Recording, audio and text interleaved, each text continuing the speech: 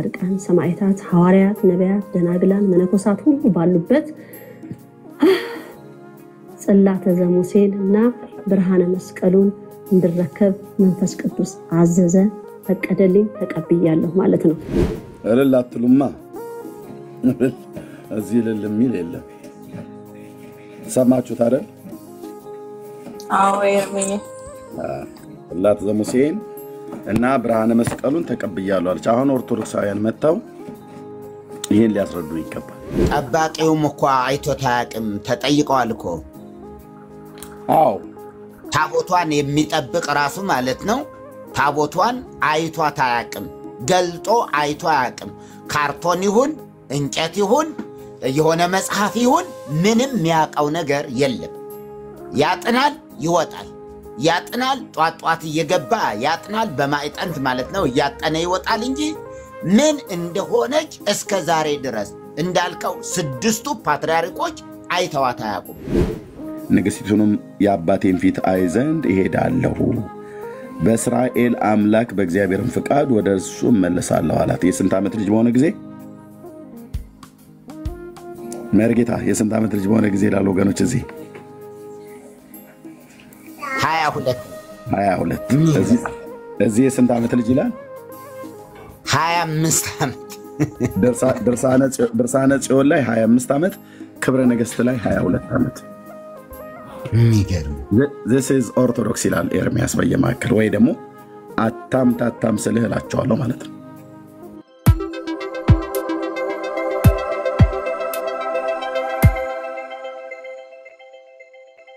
እንግዲህ ከ7 ዓመት ፈተና በኋላ እግዚአብሔር ደግሞ ንግሥተ ነገሥት ማርያም ዘኢትዮጵያ የተባልኩበትም ኃላፊነትና አደራ የተሰጠኝ ለዚች ሀገር ለቅድስት ሀገር ኢትዮጵያ እንዲሁም ከቅድስት ሀገር ኢትዮጵያ ሆኜ መመሪያን ትእዛዝን እንድሰጥ ተመርጫለሁ። ሐዋርያት ነቢያት ደናግላን መነኮሳት ሁሉ ባሉበት ጽላተ ዘሙሴንና ብርሃነ መስቀሉን እንድረከብ መንፈስ ቅዱስ አዘዘ ፈቀደልኝ ተቀብያለሁ ማለት ነው። እልላትሉማ እዚህ ለሚል የለም ሰማችሁ ታዲያ? አዎ የርሚኝ ጽላተ ዘሙሴን እና ብርሃነ መስቀሉን ተቀብያለሁ አለች። አሁን ኦርቶዶክሳውያን መጣው ይሄን ሊያስረዱ ይገባል። በትናንት ወዲያ አወራን አይደል? በሐሳቡ ላይ እህትየው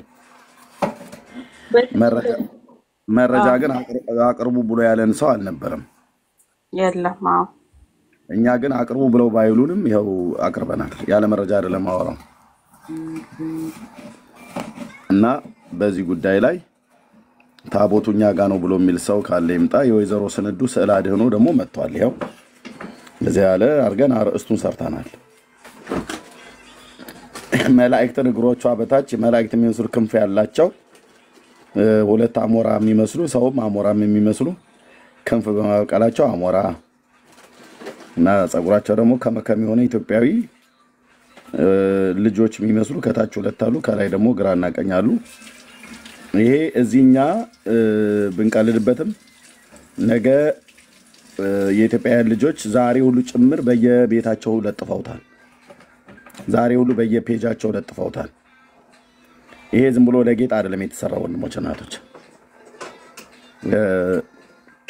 የአባ ዮሐንስም እንደዚሁ በቤተክርስቲያን ውስጥ በህይወት ያለ ሰውዬ ማለት ነው ስዕል ሲጀምር በህይወት ያለ የሚሆን በህይወት የሌለ ብለህ ስዕል ብለህ ስዕለህ ወደሱ የምትጸልይ ለሱ የምትሰግድ ለሱ የምታጥል ለሱ የምትዘምር ከሆነ ቀጥታ ምንም አንቆለጳጵሰው ምንም በለው ቀጥታ ግልጽ የሆነ ጣዖት አምልኮ ውስጥ ገብታል ወይ ገብተሻል ወይ ያ ቤተክርስቲያን ገብቷል ማለት እንችላለን።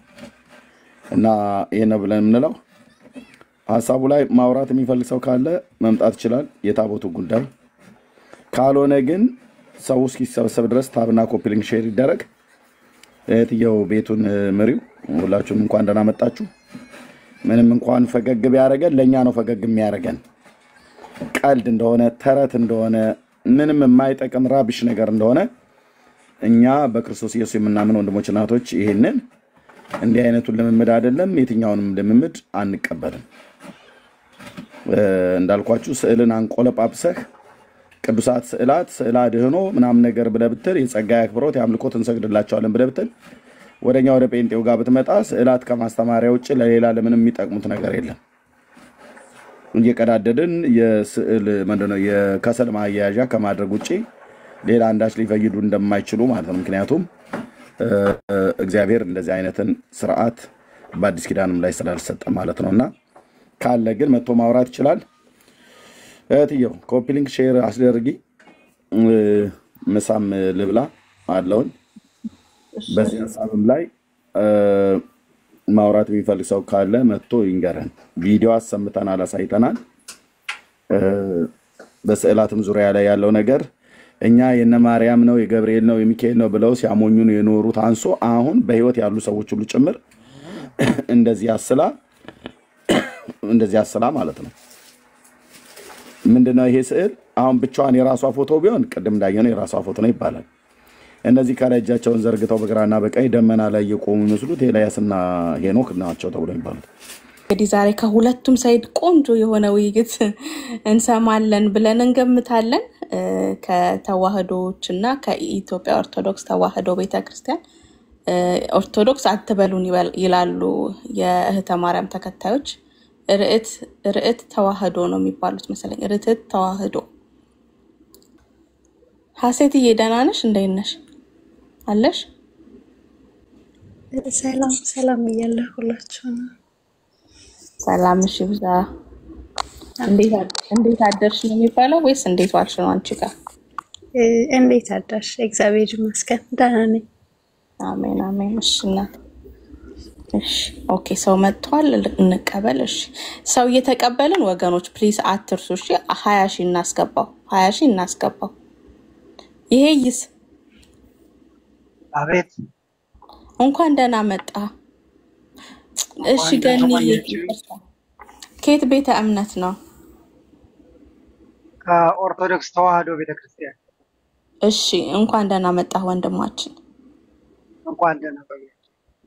እሺ የወይዘሮ ስንዱ ስዕለ አድህኖ መጥቷል ብለን ነው ርዕስ የሰጠነው። ነገር ግን ያው እንደምታውቀው የዛ እምነት መሪ የሆነችው እህተ ማርያም የጽላተ ሙሴ እኔ እጅ ነው ያለው ብላ ተናግራለች።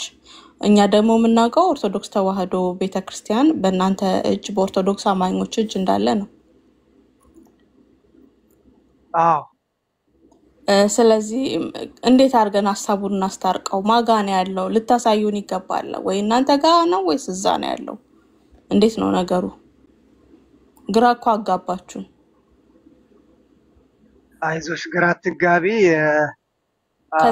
ከዛ በፊት ግን ይቅርታ ዲያቆን መምህር ማን ብዬ ልጥራውት? መምህር ነኝ። መምህር ነዎት? አዎ እሺ መምህር ከሆኑ ከኔ ይልቅ ከኤርሚ ጋር ቢያወሩ ኤርሚ ከተመቸው። ኤርሚ ያለ አውሪያቸው ይስናው አለው እንሰማለሁ። አስፈላጊ ከሆነ ገባለሁ። እሺ መምህር ይቀጥሉ። ስለዚህ አሁን እኛ ግራ ስለተጋባን ምን እናረጋግጥበት ፕሩቭ የምናደርገው በምንድን ነው? እሺ አመሰግናለሁኝ። መጀመሪያ ወደ እንትኑ ከመግባቴ በፊት ኤርሚያስን አስቀጽየዋለሁ። ግምጃ ቤት የሚባል ትምህርት ቤት ግምጃ ቤት የሚባል ትምህርት ቤት ኤርሚያስን አስቀጽየዋለሁኝ። አስተምረዋለሁ። አዎ ኤርሚያስ እንዳለው ኤርሚን አዎ እንግዲህ ሲመቸው ያወራውታል። ግምጃ ቤት አስተምረዋለሁኝ። ሲመቸው ያወራውታል። ችግር የለም እየሰማ ነው። የሚመች ቦታ ስላልሆነ ነው። እሺ ስለዚህ አሁን ወደ ሐሳቡ ስንመለስ አሁን በምንድነው መረጋገጥ የሚችለው ያለን ነው? ማረጋገጫው ያው ኦርቶዶክስ ጋር ያለ ማንኛውም ሰው እንደዚህ አለ ብሎ ቢል አሁን እናንተ ኦንሊ ጂሰስ እና እናንተ አንድ ናችሁ፣ አንድ አይደላችሁም። እናንተ ኦንሊ ጂሰስም ራሱ ሆነ የሚለው አለ፣ እናንተም የራሳችሁ የምትሉት አለና ስለዚህ አንድ ሰው እንደዚህ አለኝ ስላለ ያ አለው ማለት አይደለም። የኛ በቂ የታሪክ ማስረጃ አለን። ስለዚህ በኦርቶዶክስ እሺ ማስረጃውን ይንገሩ። ማስረጃውን ይንገሩ መምህር። አሁን ኦንሊ ጂሰሶችና እኛ በሆነ ጉዳይ ላይ ይሄም የኔ ነው ካልን የዛን ጊዜ እንነጋገራለን። ምንም ችግር የለም ማለት ሊነጻጸር የማይችል ነገር ስላመጡ ብዬ ነው ከይቅርታ ጋር መምህር። እኛም ልክ እንደዚህ የሆነ ቦታ ላይ ተጋጭተን እናንተን ግራ ካጋባናችሁ እንጠየቃለን። ነገር ግን አሁን ያው ተጋጭቶ የተገኘው በእናንተና በርዕተት መካከል ያለው ነገር ስለሆነ ታሪካዊ ማስረጃ አለ ካሉ ደግሞ እንደሱን ቢሰጡ ከክብር ጋር ያው ፍትሐ ነገሥትን ማንበብ ነው። ታሪኩን ኤርሚያስ በደንብ አድርጎ አንብቦታል። ያ ነው ማስረጃችን። ፍትሐ ነገሥት እኔ እንግዲህ አላውቀውም። ፍትሐ ነገሥት ላይ እሱ እስከሚመቸው ድረስ ምን የሚል ማስረጃ አለ? እስኪ ንገሩን፣ ለሌሎቻችን ለማናውቀውም ማለት ነው። ምንድነው ጽላተ ሙሴ ወይም ደግሞ የቃል ኪዳኑ ታቦት በኢትዮጵያ ኦርቶዶክስ ተዋሕዶ ቤተክርስቲያን ለመኖሩ እሱ መጽሐፍ የሚያረጋግጠውን ክፍል ቢያነቡልን ደስ ይለናል። አብዛኞቻችን አናውቀውም እሱ መጽሐፍ። ወረዱ መምህር። እንግዲህ እኛ አላስወረድንም። ሜቢ ኔትወርክ ኮድ ከሆነ መምህር ይመለሱ።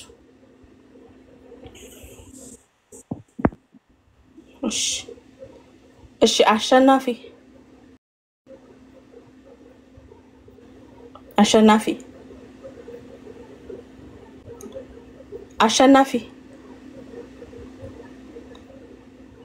አሸናፊ ገስት ልከህ አስገብቼሃለሁ። ከገባህ በኋላ ሚውት አድርገሃል።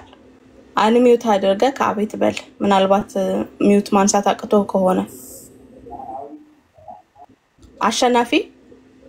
እሺ አውርጄሃለሁ እንግዲህ። እሺ ኦዚያን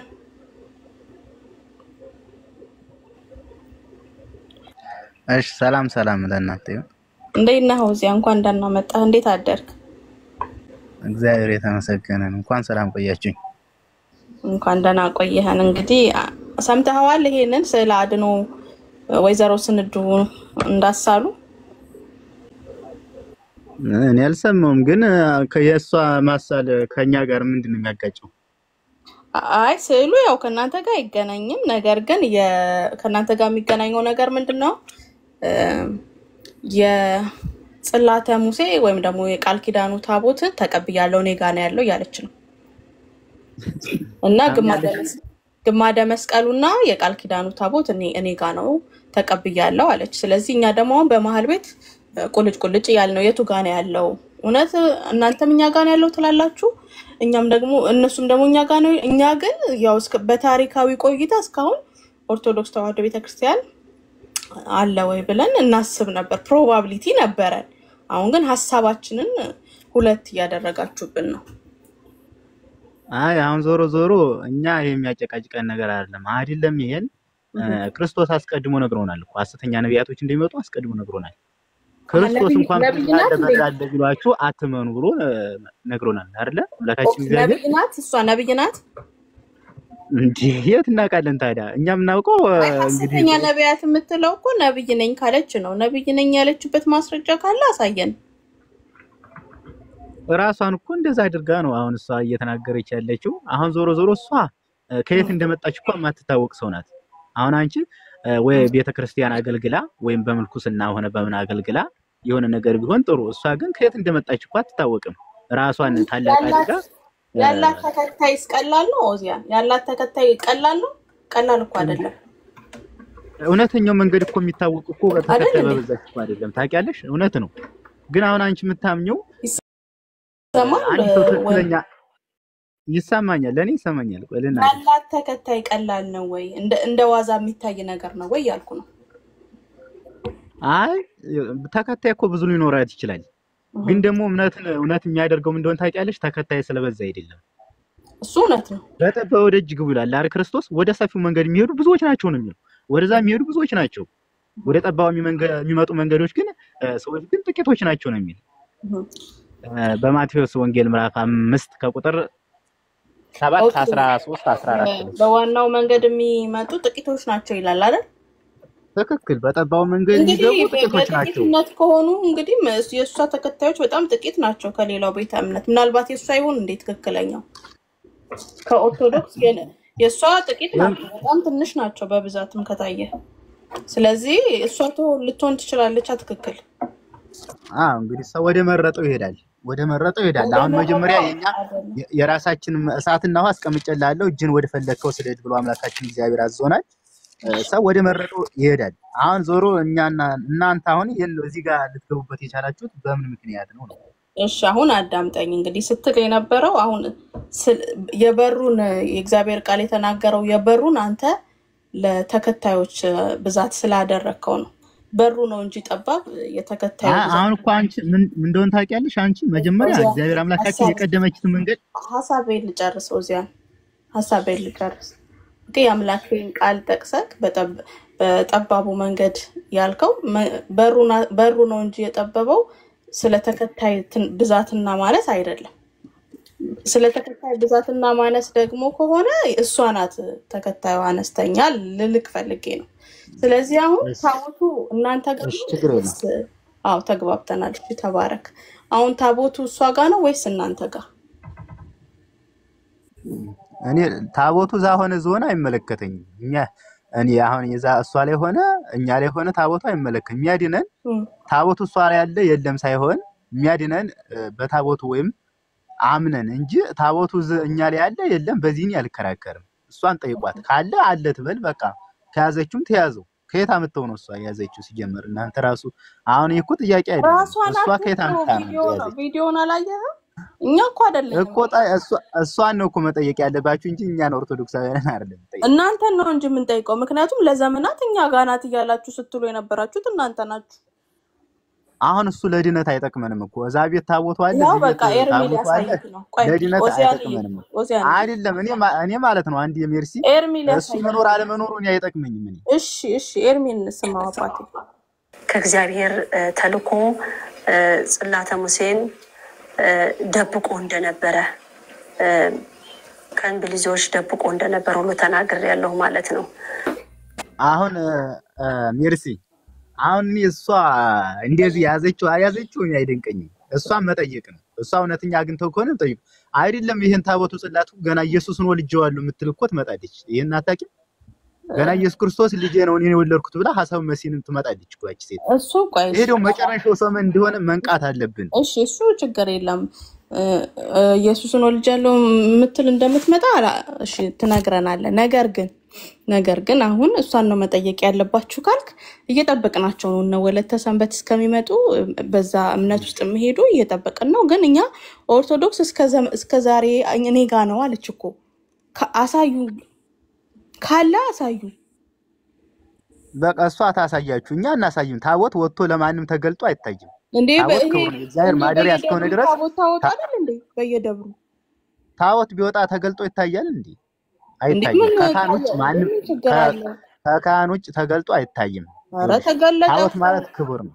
ተገለጠ እኮ እንዴ? አልሰማህም እንዴ? ሰሞኑን እሷ ገልጻ ታሳይ። እኛ ግን ታቦታችንን አናሳይም። እኛ ታቦቱ አለ የለ አይደለም የሚያድነን ሌላ ነው። ልቅስ የቀደመችትን መንገድ ጠይቁ ብሎ ኤርሚያስ እንደተናገረ አሁን እኛና እናንተ መዳናችንን መነጋገር እንችላለን። አይደለም አንቺ ራሱ ትክክለኛው መንገድ ላይ ነሽ የሚለውን ማየት እንችላለን። አይ እንግዲህ ዛሬ ከርዕሱ አንወጣም። እሱ ዛሬ የመዳን ርዕስ ስለ ታቦቱ እንድትነግሩን እንፈልጋለን። ለምን ጽላተ ሙሴ እንደው እኛ እንደ ወንጌል አማኞች እንጠይቃለን እንጂ እንደው እስራኤላውያንም ይፈልጉታል። እናንተ ጋርም ሆነ እሷ ጋርም ሆነ ማወቅ ይፈልጋል። ገብተዋል? በጣም ሴንሲቲቭ የሆነ ቶፒክ ነው፣ መታወቅ አለ።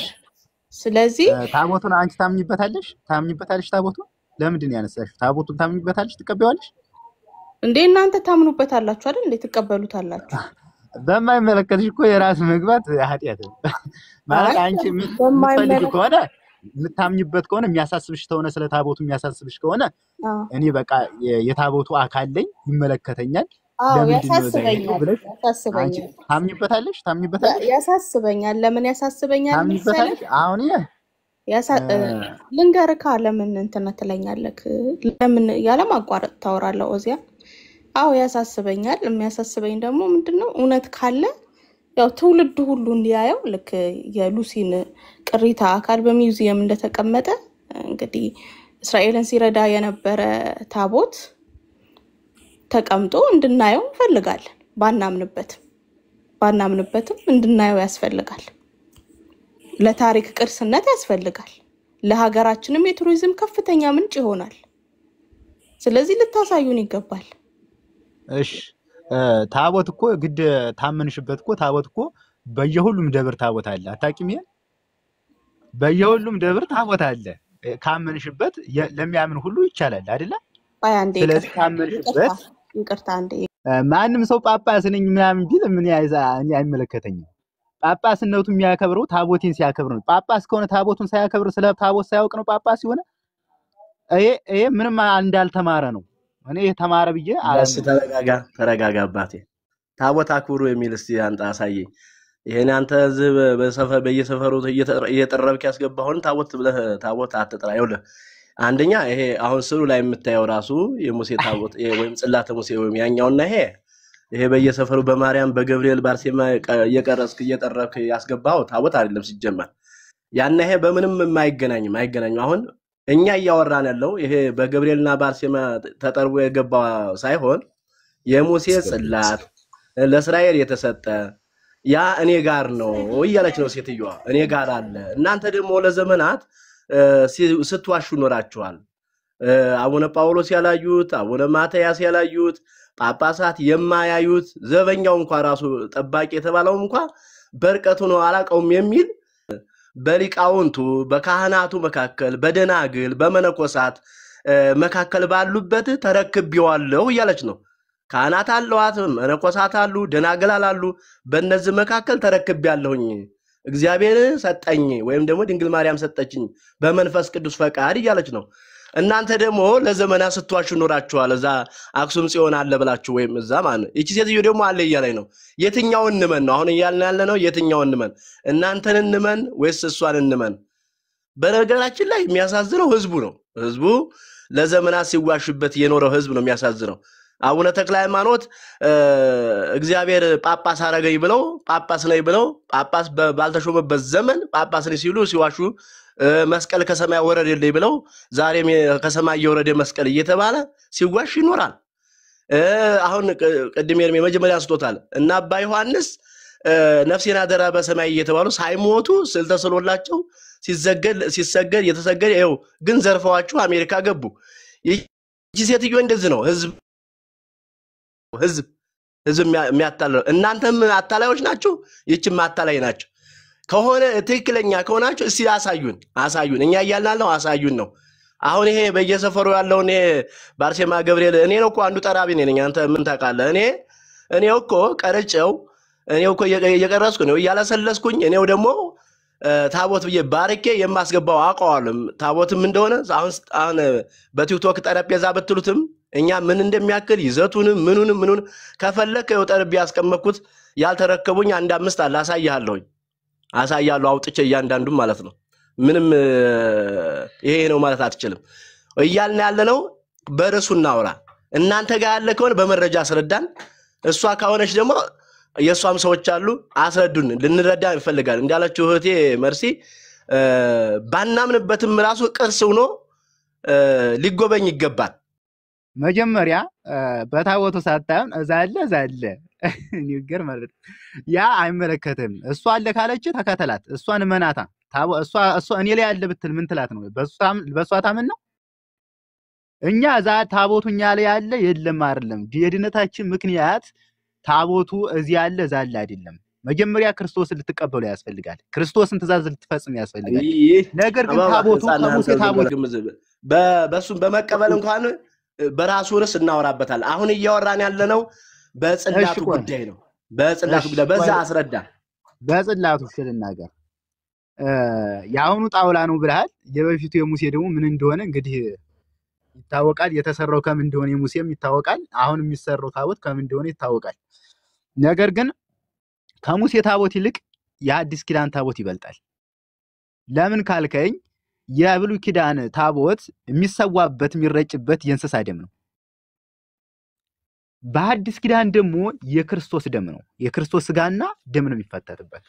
ይሄ ስለሆነ ከብሉይ ኪዳን ጋር የአዲሱ ኪዳን ታቦት አይገናኝም። አንተ የምታውቀው ምግብ ስለምትወድ ጠረጴዛ መስሎ ይታያል። ግን ጠረጴዛ አይደለም፣ የእግዚአብሔር ኃይል ያለበት ነው። የእግዚአብሔር ኃይል የሚገለጽበት የእግዚአብሔር ማደሪያ ነው። እውቀት ማለት የተለያዩ መጽሐፍ መሸምደድ አይደለም። እውቀት ማለት ከመንፈስ ቅዱስ ነው፣ ሲገለጽልህ ነው። ካልበራልህ 40 መጽሐፍት ብትሸመድድና ብታነብ ሊገባህ አይችልም። አሁን እስከዛሬው አንተ 40 ዓመትም 50 ዓመትም ሊሆን ይችላል እስካሁን ምንም አልገባህም ስለ ታቦቱ ራሱ። አሁን እንግዲህ እንጨት ነው የምትል፣ እንጨትማ እንጨት ነው። ነገር ግን የእግዚአብሔር ኃይል አለበት። የብሉይ ኪዳንስ እንጨት አይደለም? የእግዚአብሔር ኃይል አለበት፣ እግዚአብሔር ያርበታል። ያን ታቦት እግዚአብሔር ባርኮታል፣ ማደሪያ ነው ብሎ አንድ መርኮታል። ጥያቄ ልጠይቅሽ። ስለዚህ እኛም አንድ ጥያቄ በዛ ልጠይቅሽ። ምክንያት ተባርኮ የዛ ተቀድሶ ይቆ ታውቃለህ። አባቴ ቆይ፣ አንተ በሐዋርያት መሰረት ታምናለህ? ትክክል። በሐዋርያትና በነቢያት እሺ መሰረት የትኛው? በጣም ጥሩ ታንኪ። እሺ የትኛው ጳውሎስ ነው ጴጥሮስ ነው ዮሐንስ ነው የትኛው? ቢያንስ እያንዳንዳቸው እስከ 60 ዓመት 70 ዓመት አገልግለዋል። የትኛው ሐዋርያ ነው ታቦት ቀርጾ የሚካኤል የገብርኤል ብሎ ያሳየን? እስቲ በመጽሐፍ ቅዱስ የትኛው ሐዋርያ ነው ታቦት ቀርጾ ለሕዝቡ በታቦቱ ላይ አድርጎ ህብስት ሲፈትት ቅዳሴ ሲቀድስ ያየ ወይም ደግሞ የምታውቀው ሐዋርያ የትኛው ነው? በመጽሐፍ ቅዱስ አስረዳን። ጳውሎስ ነው ታቦት አድርጎ ህብስት አስቀምጦ እየቀደሰ ያሳየን? የትኛው ሐዋርያ ያሳየን? ጳውሎስ እስቲ ዮሐንስ ነው ጴጥሮስ ነው የትኛው ነው? አስረዳን። ህብስት አድርጎ እየፈተተ ቅዳሴ ገብቶ አሐዱ አብ እያለ የቀደሰ ሐዋርያ አሳየኝ። በመጀመሪያ አሐዱ አብ የሚለው መቼ እንደመጣ ራሱ ወቅ እስቲ አንተ። በቅዱስ ያሬድ አማካኝነት ከሰማይ ነው ዜማው የሚመጣ ቅዳሴ። ስለዚህ ይሄን ሁሉ አንተ መጀመሪያ ወቅ። ግን በምን ቆይ ልጅ ተናግራ ልጨርስ እስቲ። እኔ ደግሞ ስጋው ደግሞ የት ላይ የፈተቱት ምናምን ካልከኝ ቅዱስ ጳውሎስ በአንደኛ ቆሮንቶስ ምዕራፍ 10 ከቁጥር 14 ጀምሮ ወንድሞቼ ሆይ አሁንም ጣዖት ከማምለክ አለ ሽሹ። ጥሩ። በአንድ በኩል እያስረዳን የኛ እምነት የጀመረው ከሐዋርያት አይደለም ከቅዱስ ያሬድ ነው እያልከኝ ነው። እንዴት ስጋ መብላት እንዳለብን እንዳዘዙን ቅዱስ ጳውሎስ እንዳዘዘን ላሳየህ እያነበብኩ ማለት እዚህ ታቦት ቀርጾ ተሸክሞ አዳምጠኝ። አሁን የምታስረዳ ይሄን ማጠቃለል ነው። አባ ቆይ አንዴ። ታቦት ቀርጾ የሚካኤል የገብርኤል የአርሴማ እያለ እንደገና ጥምቀት ሲሆን እያወጣ ካህናትን እያሸከመ በሌላ መልኩ እንደገና ደግሞ ቅዳሴ እየቀደሰ የቆየ ያስተማረ ሐዋርያት አስረዳኛለህ። ቆይ እኮ ተሸክሞ ካህናትን ሁሉ ለክርክር እኮ አይደለም የቆም ነው። ለክርክር ሳይሆን ለመረዳዳት ቢሆን አሪፍ ነው ማለት ጽናና ይሄ ቀሚስ ሰርተተተት እያለ ቀሚስ ለሞ ያስተማረ ሐዋርያ ታሳየኛለህ። ቆይ እስኪ ተረጋጋ እስቲ። በቃ ልናገር ደግሞ አሁን አንተ ስለ ስጋው ደሙን መፈተቱን ነግረኛል። በዛን ሰዓት እነ ቅዱስ ጳውሎስ አይደለም እንደዛ የሚያደርጉበት ዓለምን ዳር እየዞሩ በመከራና በጭንቅ የነበሩ ሰዎች ናቸው። በእነሱ መከራና ጭንቅ ነው የኛ ሃይማኖት የጸናችው። ከአንዱ ሀገር ሲንከራተቱ አይደለም ጽና ይዘው ቀርጸው እንትን የሚጥሙበት ሁሌም በስርበትና በእንግልት ነበሩ። ግን ለምን አዘዙን? ወይ ስጋው ደሙ እንድንቆርስ እንድንበላ አዘዙን? ዱባይ ታቦት ይዛችሁ ትሄዱ የለ እንዴ? ደቡብ አፍሪካ ታቦት ይዛችሁ ትሄዱ የለ እንዴ? አሁን እኮ ኦርቶዶክስ እኛም እንሄዳለን እኮ። አዳምጠኝ እኮ ላሳይ እኮ ታቦት ይዛት ያለች አዳምጠኝ። ከየት ነው ያገኘችው? እነ ጳውሎስ ከዚህ የበለጠ አለ? አስረዳኝ። ቆይ እስኪ አዳምጠኝ። መጀመሪያ ልጨርስ እስቲ ልናገር። አንተ ተናገርክ አይደለ? አሁን ስለ ስጋውና ወደሙ አስረዳይ ብለሃል። ቅዱስ ጳውሎስ ስለ ስጋና ወደሙ እንዴት እንደጻፈ አሳያለሁ። ወንድሞች ሆይ አሁንም ከጣዖት ከማምለክ ሽሹ አለ። ለአዋቂዎች እንደሚነገር እነግራችኋለሁ። ትክክለኛውን እናንተ ራሳችሁ ፍረዱ። ይህ የምንባርከው በረከት አለ። ይህ የምንባርከው በረከት ጽዋ ከክርስቶስ ደም ጋር አንድ አይደለምን አለ። የምንፈትተው ስብስት ከክርስቶስ ጋር አንድ አይደለምን? ህብስቱን አንድ እንደሆነ እንዲሁ አለ እኛም ብዙዎች ስንሆን አንዱን አካል አለ አንድ አካል ነን ሁላችን ከአንድ ህብስት እንቀበላለንና ይሄ ህብስት የተባለው ምንድነው ቅዱስ ጳውሎስ የተናገረው ህብስት የተባለው ምንድነው ይታወቃል የክርስቶስ ሥጋና ደሙ ነው ቤተልሔም የሚጋገረው ነው ወይ ቤተልሔም የሚጋገረው ነው ዲያቆን የሚጋገረው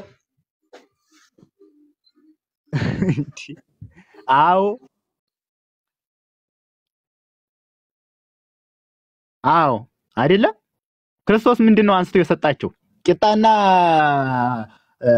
ውሃ በጽዋ አድርጎ የሰጣቸው ይሄ ሥጋዬ ነው ብሎ ሁሌ መታሰቢያ ያድርጉት ብሎ ቆይኔ እስራኤል ዘስጋን ማን ነው አረስት ቀይሮ ያላችሁ የምን ቂጣ ምናምን ነገር የምታወሩት ስለ ታቦት ወይ ስለ ህብስት ስለ ህብስት ጠይቆኛል ልመልስልህ ብራዘርዬ አሁን ስለ ታቦቱ ነው እኔ ያልኩት እኮ የትኛው ሐዋርያ ነው ታቦት ቀርጾ ህብስት እየፈተተ የነበረው ነው አሁን ታቦቱ ላይ ነው የምታተኩርልኝ ያ ታቦት ተሸክመው ሰፈር ለሰፈር መንገድ ለመንገድ የዞሩት በየትኛው ሐዋርያ ነው እሱማ ማወቅ ፈልጋለሁ እሺ በመጀመሪያ ቅዱስ ጳውሎስም ሁለተኛ ቆሮንቶስ 6:16 ለእግዚአብሔር ቤተ መቅደስ ከጣዖት ጋር ምን መጋጠም አለው ብሎ ይናገራል እንደዚህ ይላል ለእግዚአብሔር ቤተ መቅደስ ከጣዖት ጋር መጋጠም ምን አለው የእግዚአብሔር ቤተ መቅደስ ማለት አንደኛ የእግዚአብሔር ቤተ መቅደስ የእግዚአብሔር መሰባሰቢያ ታቦቱም ነው አንደኛ ሁለተኛ ደግሞ እኛ ነን ከጣዖት ጋር ምን መጋጠም አለው ያ ደግሞ የእግዚአብሔር ታቦት ያለበት ነው ማደሪያው ማለት ነው ሁለተኛ ደግሞ ለምንድነው በየሰፈሩ ይዛችሁ ምትዞሩ ካላችሁ የቱ ጋር ነው ያመጣው ታቦት ሁለተኛ ቆሮንቶስ 6:16 ላይ ታቦት የሚል አሳይ 6:16 ላይ ጥቅሱን አይደለም ጠይቅኑ አሁን አምጣ ታቦት የሚል ትልቁ ላይ ያረጋለው ክፈተውና ታቦት የሚል አሳይ ስልክ አንድ ነው ማሳየት አልችልም ታቦት የሚል አለ እኔ ከፍትልሃለሁ ታቦት የሚል አለ 6:16 ላይ ሁለተኛ ቆሮንቶስ ቤተ መቅደስ ይላል የእግዚአብሔርም ቤተ መቅደስ ነው ታቦት የሚል የለም የለም ከሌለ ከየት አምጥተን ያወራው ዝም ብለን ያወራው ማለት ነው የለም በቃ ቆይ እሺ አዳምጠኝ እሺ ቆይ እሺ የለም ብላል በቃ ጨርሰን ስለ ታቦት ላስረዳህ ነው ሁለተኛ ቆሮንቶስ 6:16 ተከስከው ታቦት ልታሳየን ነው አይደል ለምን ስተት ለምን ትፈልጋለህ ግን አንድ ስተት ለምን ትፈልጋለህ እዚህ ጋር እኮ ለምክርክር አይደለም የጠየቁን ጥያቄ መልስልኝ ካልሆነ እታች ወርደህ እንደ ትናንትናው እየተሳደብክ ትቀጥላለህ ማለት ነው ከመገባ ግን ጥያቄ ለተጠየቀው ጥያቄ መልስ ብለ ያመጣው ነገር ዜሮ ነው ማለት ነው የለም መልስ ተረጋጋ እስቲ ችግር የለውም ተረጋጋ አመጣልሃለሁ ተረጋጋ 6:16 ሁለተኛ ቆሮንቶስ ታቦት የሚል የለም አሳይታል ኦኬ ሌላ ጥቅስ ሞክር እሺ ችግር የለውም ሌላ ጥቅስ ሞክራለሁ ሰፈር ለሰፈር ይዛችሁት የምትዞሩ ያለው ኢያሱ 3:3 ላይ ህዝቡን አለ አምላካችሁ እግዚአብሔር ቃል ኪዳን ታቦት የዋያን ካህናት የእናንተን የተጠየቀው አዲስ ህግና ነቢያት ድርሻ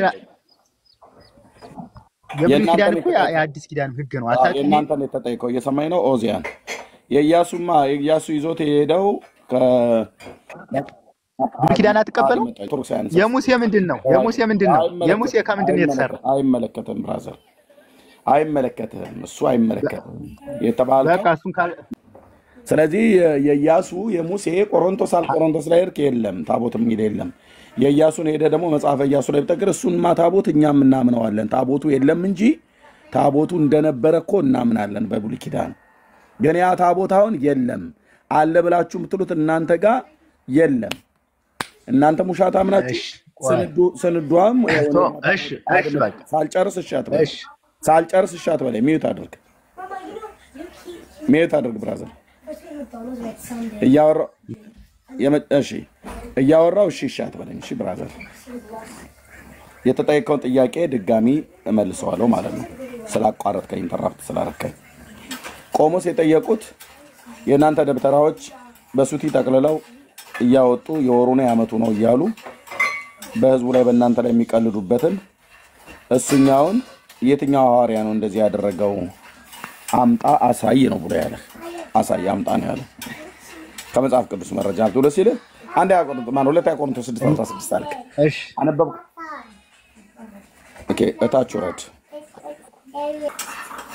እሱን ለማስረዳት ሁለተኛ ቆሮንቶስ 6:16ን ጠቀሰና የእግዚአብሔር ቤተ መቅደስ ከቤተ ጣዖት ጋራ ምን መጋጠም አለው ብሎ የሚለውን ታቦት ይላል አለ። እርግጥ ነው የኢትዮጵያ ኦርቶዶክስ ክርስቲያን በግዕዙ ላይ እሱኛውን ክፍል ታቦት ብለዋለች። የግዕዙ መጽሐፍ ቅዱስ ላይ ታቦት ብለዋለች። የግዕዙ ላይ ነው ያለችው ልብ በሉ። የግሪኩ ላይ ግን ታቦት አይልም። አዲስ ኪዳን በግዕዝ ሳይሆን የተጻፈው በግሪክ ነው። ኦኬ በሁለቱ 80 አሐዱ መጽሐፍ ቅዱስ ላይ አሁን በ2000 ዓመተ ምህረት የተተረጎመው ላይ ታቦት ብለዋለች። የግዕዙን መሰረት አድርጋ ስለተረጎሙ ማለት ነው። የሰብቱያጀንት የሰባ ሊቃናትን ትርጉም መሰረት አድርገው ስለተረጎሙት ግዕዙን መሰረትነት አድርገን ብለው ስላሉ ማለት ነው። የ2000 ዓመተ ምህረት 80 አሐዱ ላይ በሁለተኛ ቆሮንቶስ መልእክት መጽሐፍ ምዕራፍ 6 ቁጥር 16 ላይ ታቦት ብለዋለች። የግዕዙን መሰረት አድርጋለሁ ብላ ስላለች። ዕብራይስጡ ግን ታቦት አይልም፣ ቤተ መቅደስ ነው ብሎ የሚለው።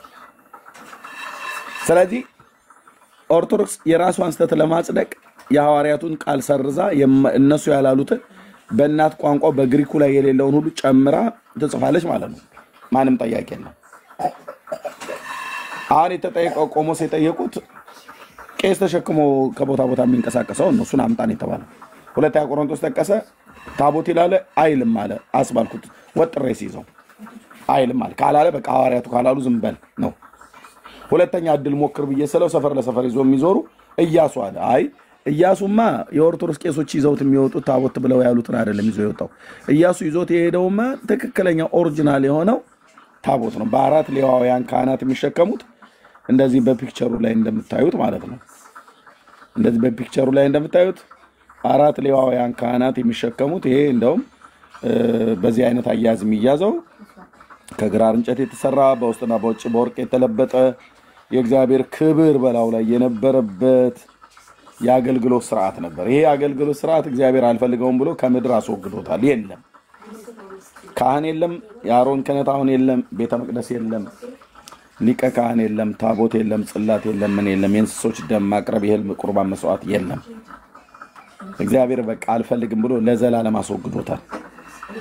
ይሄ ታቦት ግን እኛ ጋር ነው ያለው ብላ ኦርቶዶክስ ክሌም አድርጋ ለ3000 ዓመት እያዋሹ ነበር። አንዳቸው አውጥተው ማላሳዩም ጳጳሱም አላዩትም። የጳጳሱንም ቪዲዮ ጭምር አሳይተናል። ጋዜጠኞች ሁሉ ጠይቀዋቸው ብፁዕነታቸው ብፁዕ አቡነ ማትያስም አይ ቲንክ 5 ናቸው 6 እስካሁን ድረስ እንትን በጵጵስና ቤተክርስቲያኒቱን የሚመሩ አላዩትም ታቦቱ ማለት ማንም ጳጳስ አላየው። ከብፁዕ አቡነ ማናቸው ባስሊዮስ ጀምሮ ማንም ያየው የለም። እንደው ድንገት የምታስተካክሉ ነገር አለ መርጌታ? ጠባቂውም እኮ አይቶት አያውቅም። ተጠይቀዋል እኮ። አዎ ታቦቷን የሚጠብቅ ራሱ ማለት ነው። ታቦቷን አይቷት አያውቅም፣ ገልጦ አይቶ አያውቅም። ካርቶን ይሁን እንጨት ይሁን የሆነ መጽሐፍ ይሁን ምንም የሚያውቀው ነገር የለም። ያጥናል፣ ይወጣል፣ ያጥናል፣ ጧጧት እየገባ ያጥናል። በማዕጠንት ማለት ነው እያጠነ ይወጣል እንጂ ምን እንደሆነች እስከ ዛሬ ድረስ እንዳልከው 6ቱ ፓትርያርኮች አይተዋት አያውቁም። ይሄዳሉ፣ በውጭ ተሳልመው ይሄዳሉ። እንደ ምእመናን በውጭ ተሳልመው ወደ ዋናው ቤተክርስቲያን ይሄዳሉ። ከዚህ ውጭ ሌላ ምንም ነገር የለም። ያያት የለም። አንድ ስንኳ አይቻለም የሚል የለም። እና በፋና እንትን ላይ ሬዲዮ ፋና ሬዲዮ ላይ ተጠይቆ ነበረ። በኤፍኤም ሬዲዮ ሲጠየቁ ከዚህ በቀጥታ ስልኮትን ከጠቅላይ ቤተ ክህነት ተቀብለን ነው ምንደውልዎት፣ ታቦተ ጽዮን አለች ወይ ሲላቸው አዎ አለች። አለች እርግጠኛ ነዎት? አዎ። አይተዋታል? በአይኔ አላየኋትም ግን አለች። በቃ ይሄን ነው ያለው። ማንም ፓትርያርኮች በጭራሽ። እና የሚያጥናት ሰው እንኳ ማዕጠንት እያጠነ ያለው ሰው እንኳ ካርቶን ይሁን መጽሐፍ ይሁን የሆነ ጣውላ ይሁን ምንም የሚያውቀው ነገር የለም። ምን ነው እንዴት ነው የማያዩት ሲባል ዘአንበሩ አበዊነ አባቶቻችን እንዳስቀመጡት በቃ አትግለጡት አሉን። አትግለጡታል። ውሸት እኮ እንደዚህ ነው እኮ። የአባ ገብረሃና ምናሉ ይሄ ወርቅ ነው ማንም እንዳይከድ ነው ብለው ሰገራቸውን አስቀምጠው ቆባቸውን ደፎበታሉ ሰገራ የማይወጣበት ቦታ ላይ ወጥተው ቆባቸውን እዚያችሁ ላይ ቆጭ አረጓትና እቺ ወርቅ ናት ማንም እንትን እንዳይላታሉ ከዛ ቶሎ ብለ ገለጥ አርጎ እንዲህ ሲያደርግ እዚያው እጁ ተጨማለቀና እንዲህ ዛን መርዓበዊና እንደ ተከደነች እንዲሁ ትኖራለች እንጂ ማንም ያያት የለምና ፓትርያርኮች ብቻ ሳይሆኑ በፍጥረት መካከል ኢትዮጵያዊ ሆኖ ያችን አይቻታለሁ የሚል እስከ ዛሬ ድረስ የለም እና ውሸታቸው ነው ይሄ ሁሉ ውሸት ነው በመሰረት ቀድም እያሰብኩ ነበር መሰረታዊ ሐሳቡ ቤተክርስቲያኒቱ አዲስ ኪዳንም ብሉይ ኪዳንም ያልተቀበለች እንደ ተጻፈ ያልተቀበለች ቤተክርስቲያን ናት አሁን ኤርሚ የአዲስ ኪዳን የብሉይ ኪዳን መምህር ነኝ የሚለው ሰው ከሱ ጋር ልትሟገት እሱ ካንተ ጋር ሊሟገት አይችልም ምክንያቱስ አንድምታ ነው የሚባል የብሉይ ኪዳን መምህር ሲባል አንድምታ መምህር ማለት ነው አንድምታው እዚያው ያለው መጽሐፍ ነው ወይ አይደለም የራሳቸው አንድምታ እንዲሁ ምናልባት ኤርሚ አለን እንደዚህ ለምሳሌ መዝሙረ ዳዊት 6:6 ላይ አንድምታውን አይተ ከሆነ ወባአን አርሐስኩ ምስካይ የሚለውን ሲተረጉሙት አንድምታ ወባአን መኝታዬን አራስኩ አሁን ጉድጓድ ምሶ አመድ ነስንሶ ማቅለብሶ ንስሐ ገባ ብሎ አልነበረምን ቢሉ ድንክ ጉድጓድ ድንክ ምንድነው ዱካ አስቀምጠውለት ነበርና ያን ተጠግቶ ሲያለቅስ እንባው እየተፈናጠቀ ይረጨው ነበረ የእንባው መጠን ከዚህ ይናገሩታል ብሎ ተቀምጦ ሲያለቅስ ክንድ ቆሞ ሲያለቅስ ስንዝር ከመሬት ይወርድ ነበረ ምኑ እንባው ይሄ አሁን መምህር ነኝ የሚለው ሰው ይሄ መምህር ነኝ የሚለው ሰው ይሄ የታለ ቢባል የታለ አለ ወይ የለም አልተቀበለችውም ጥሬ ቃሉ እንደማለት ነው ስለዚህ ይህም ሊታወቅ በእንባው የበቀለ ሰርዶ ሰውነቱን ተብትቦ ይዞት ብላቴኖቹ በመቀስ እየቆረጡ አውጥተውታል አይ በእንባው የበቀለ ሰርዶ ዳዊት እንዳይወጣ አደረገው ከዚያ ከቆመበት ስፍራ ምን አድርጎ ተብትቦ ይዞታል ይሄ አሁን ይሄ ነው ብሉይ ኪዳን የሚባለው ይሄ ነው የብሉይ ኪዳን መምህር የሚባሉ ተረት መጋቤ ብሉይ የሚባሉ እንዲህ ይሄ አለ እንደ ኤርሚዬ በቃ እኔ ብሉይ ኪዳንን የለም ከየት እንዳመጡት ተረት ማለት ነው የኦርቶዶክስ ተረት ማለት ነው ሲጀምር ንጉሱ ፓላስ ውስጥ ሰርዶ በቀለ ብሎ ሚል ሰርዶ የቱ ጋር እንኳን እንደሚበቀል የማያውቁ ማለት ነው ንጉሱ የሰራው ቤተ መቅደስ ነው የዳዊት የነበረበት ቤት በኢያቡሳይን በኦርና ማነው በጽዮን ተራራ ላይ የሰራው ሰርዶ ዛ አካባቢ ላይ በቅሏል ብሎ ሚል እና ቤተ መንግስት እሱ የሚታየው ንጉሱ እንግዲህ ባልጋው ላይ ያለው ያ ክፍል የሚናገረው አይ ቲንክ በጭንቀቴ ደክም ያለው አይደል ብሎ ሚል ለሊቱን ሁሉ አልጋዬን ቀደም በግዕዝ ያሉት ማለት ነው አጥባለሁ በእንባዬ መኝታዬን አርሳለሁ ብሎ ሚል እንባው ላይ እንባንተኑ አልጋው ላይ ሰርዶ በቀለ ብለው ሚሉ ማለት ነው እንዴት አይነት እኮ ብልግና እንደሆነ ወንድሞች እናቶቼ የራሳችን ሀገር የኢትዮጵያ ነገስታት እንደፈለገ ይተርቱ የእስራኤል ነገስታትን ሄደው አልጋው ላይ ሰርዶ በቀለ ይላሉ ሰርዶ አልጋ ላይ ይበቅላል ወንድሞች እናቶች ንጉሱ ሚስት አለው አይደል እንዴ 4 ሚስቶችና 5 ሚስቶች ነበሩት ዳዊት ማለት ነው ሜሊኮል አለች የሳውል ልጅ አቢጊያ አለች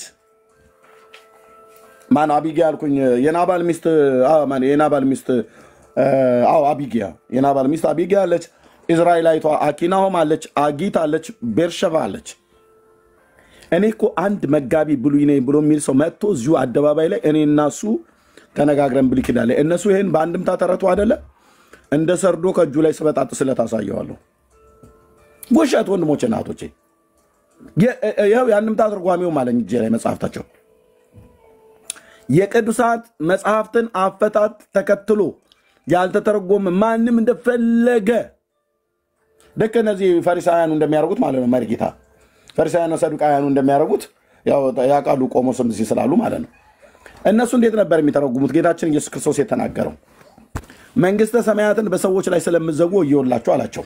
እንዴት አድርገው ነበር የሚዘጉት? የእውቀትን መክፈቻ ስለወሰዳችሁ ይላል። የእውቀት መክፈቻ ማለት እንግዲህ በእናንተ በመምህራን ፊት መናገር የእውነት ሳታውቁት ቀርቶ አይደለም። የእውቀትን መክፈቻ ማለት የቃሉን እውነተኛ ትርጓሜ እንዴት አጣመውና አዛብተው እንደሚተረጉሙት በሰው ስርዓት ትምህርት አጨመላልቀው ማለት ነው። ነብዩ እግዚአብሔር ኢሳይያስ እንደተናገረው በምዕራፍ 29 ላይ የተናገረው የሰው ስርዓት ትምህርት ጨምረውበት ታናኩን ቶራውን ማለት ነው ብልሽት ሽት አድርገውት እጅግር የሌለው አድርገው ሰጥተውት ሰርዶ አልጋው ላይ በቀለ እግሩን ሰርዶ ተብትቦ ያዘው እና ልጆቹ ብላቴኖቹ በመቀስ ይበጥሱለት ነበር እየተባለ ማለት ወሬ የኦርቶዶክስ ወሬ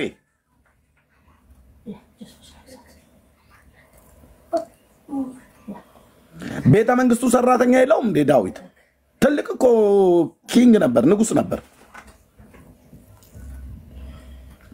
ሰራተኞች የሉም አልጋውን የሚያነጥፉለት? እነዚህ ሁሉ ሚስቶቹ 5 ሚስቶች ማለት ነው። ከነሱ የወለዳቸው ልጆቹ ሁሉ ጭምር አልጋውን አያነጥፉለትም እንዴ? አልጋውን ሲያነጥፉለት ተለተለት ሰርዶን አይበጣጥሱለትም እንዴ? እንዴት አድርጎ ነው እግሩን የያዘው? የኦርቶዶክስ የዘመናት ውሸት ማለት ነው ወንድሞች እናቶች። በእንባዬ መኝታዬን አረሳለሁ ብሎ የሚተኛበት ትራስጌ ላይ የሚፈስ ማለት ነው። እኛም ሌሊት እኮ ለጸሎት ስንነሳ እዛውም ስጋችን ደግሞ በዛው ባልጋችን ላይ በተኛንበት እኮ ከአምላካችን ከእግዚአብሔር ጋር እንነጋገራለን። በደልን በድለን ከሆነ እዛው ሆነን እንናዘዛለን፣ እናለቅሳለን በእግዚአብሔር ፊት። እንባችን በጆሮአችን ስር ወርዶ ትራሳችንን እስኪያርሰው ድረስ ማለት ነው እንጂ ከአልጋው ላይ ወርዶ ጉርጓድ እዛ ጋር ተቆፍሮ ይታይ። ቤተ መንግስቱ ንጉሱ መኝታ ስር ጉርጓድ ተቆፈረ ብላ ትላለች ኦርቶዶክስ። ምን ያይጥ ወጥመድ እንዲያጠምዱበት ነው? ምን ያርግ ንጉሱ ቤተ መቅደሱ? እንኳን የንጉሱ መኝታ ቤት ውስጥ አይደለም እኔ መኝታ ቤት ውስጥ ጉርጓድ የለም። መርጌታ አንተ መኝታ ቤት ውስጥ ጉርጓድ የለም። ደብተራዎቹ ያው የሚጨሰውን ነገር ያውቁታል። እዚህ ያላችሁ አገልጋዮች እያጨሱ ነው የሚጽፉት። ያንን የሚያጨሱት ጡዘታቸው ማለት ነው። ከዛ እንደፈለገ በቃ ይተረጉማል። እንደ አክርማሳር አንድም እንዲህ ለማለት አንድም እንዳለ ማለት ይተላ አክርማሳር እንኳን 2 ቦታ ነው የሚሰነጠቀው። እኔ ገጠሪ ስለሆንኩ እነሱ ግን አንዱን ቃል እግዚአብሔር አንድም እንዲህ ለማለት ነው፣ አንድም ደግሞ እንዲህ ለማለት ነው፣ አንድም ደግሞ በዚህ በኩል እንዲህ ለማለት ፈልጎ ነው፣ አንድም ደግሞ እንዲህ ነው አባቶቻችን ያስተላለፉልን የራቀውን አቅርበው የቀረበውን አንቦርቅቀው አምልተው አስፍተው ምናም ነገር ይላሉ። የሰፋውን ስናይ ሰርዶ በቅሎ ተብትቦ ይዞ ታስሮት ልጆቹ ይበጣጥሱለት ነበረ።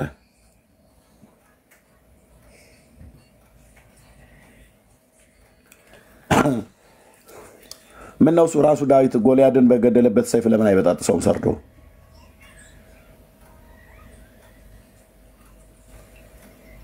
የጠላቶቹን አንገት ሲበጥስበት በነበረው ሰይፍ ሰርዶ መበጠስ አቅቶት ሰርዶ ይበጣጥሱለት ነበር። እንዴት አይነት ትርጓሜ ወንድሞቼ እናቶቼ! ነጮች ዲስካስቲንግ ይላሉ። በእውነት በጣም የሚያስቀይም የሚያስጠላ ማለት ነው።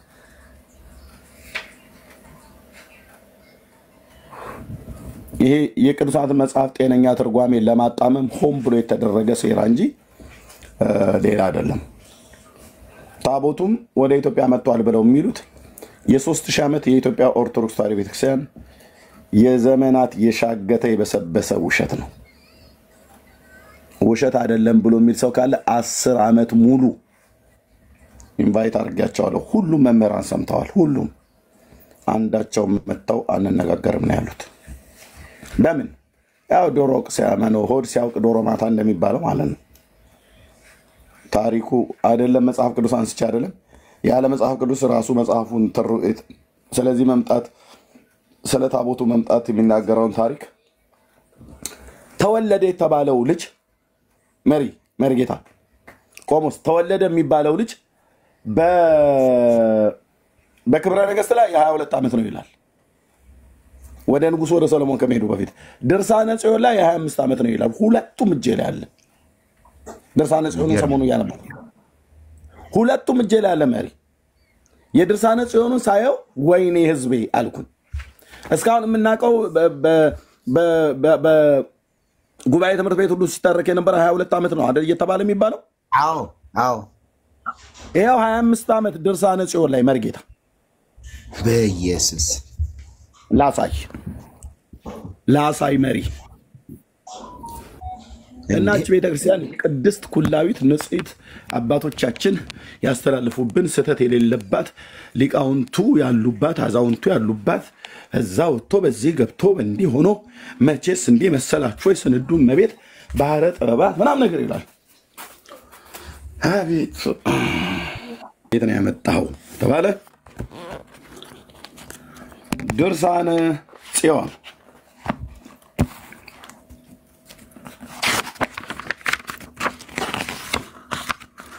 ማን ነው አታሚው? ሙሉ ወንጌል ቤተክርስቲያን ትሆን ወይስ ቃለ ሕይወት? የመጀመሪያው ህዳር 1998 ዓመተ ምህረት፣ ሁለተኛው እትም ግንቦት 2003፣ ሶስተኛው እትም ጥር 2009፣ አራተኛው እትም ሚያዝያ 2011።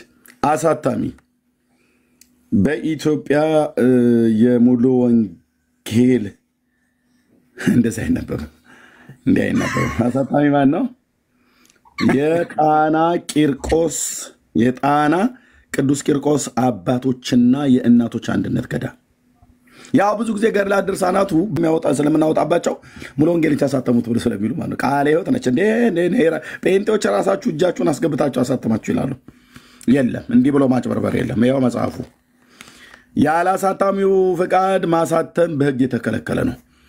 ማን ነው? የጣና ቅዱስ ቂርቆስ የአባቶችና እናቶች አንድነት ገዳም። የገዳሙ አስተዳደር ዋናው የጉባኤ ቤት መምህር ማን ይባላሉ? የዚህ ገዳም አባ ገብረ ኪዳን አሐቲ ድንግል በተጻፈበት ላይ ምን ይላሉ? አባ ገብረ ኪዳን ግርማ የርዕሰ ገዳማት ወአድባራት ጣና ቅዱስ ቂርቆስ የአባቶችና የእናቶች አንድነት ገዳም የአራቱ ጉባኤያተ መምህር ምስክር ማን የአራቱ ጉባኤያተ መጽሐፍት ምስክር መምህር የዛ ጉባኤ መምህር ናቸው። የዛ ገዳም አባ ገብረ ኪዳን ባለ ቢጫው ማለት መረጃ ጨቅ ነው ይላል ወጣቱ። እሺ ስለዚህ ማን አሳታሚው? አሳታሚው ገዳሙ ነው። ስልክ ይኸው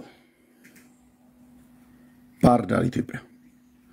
ኤርሚያስ የት ልትደብቅ ፈልገ ነው 25 ዓመት ብለሃል? የልጁን እድሜ አምጣ። እኔ አይደለሁም ያልኩት።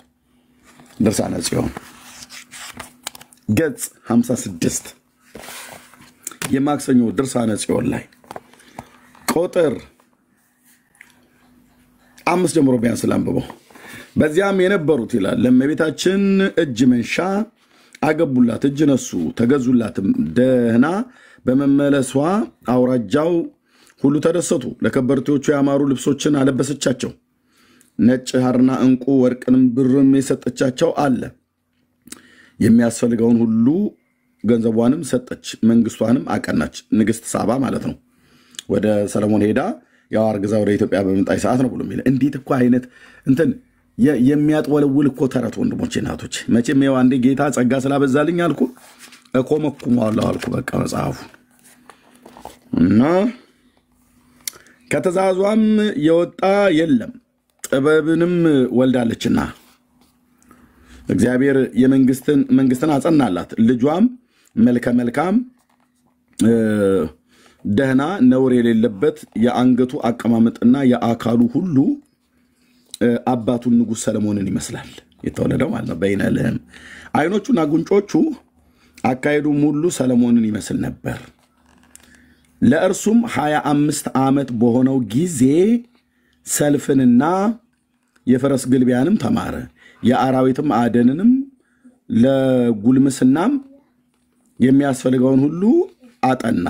ንግስቲቱም የአባቴን ፊት አይ ዘንድ ሄዳለሁ አላት። በእስራኤል አምላክ በእግዚአብሔር ፈቃድ ወደዚህ መለሳለሁ አላት። የስንት ዓመት ልጅ በነበረ ጊዜ መሪ?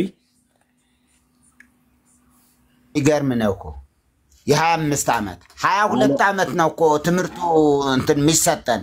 እኔም የሰማሁት በጉባኤ ቤት ራሱ ሲታርኩልን የነበረው እንደዚህ ብለው ነበር ሲያወሩ የነበሩት።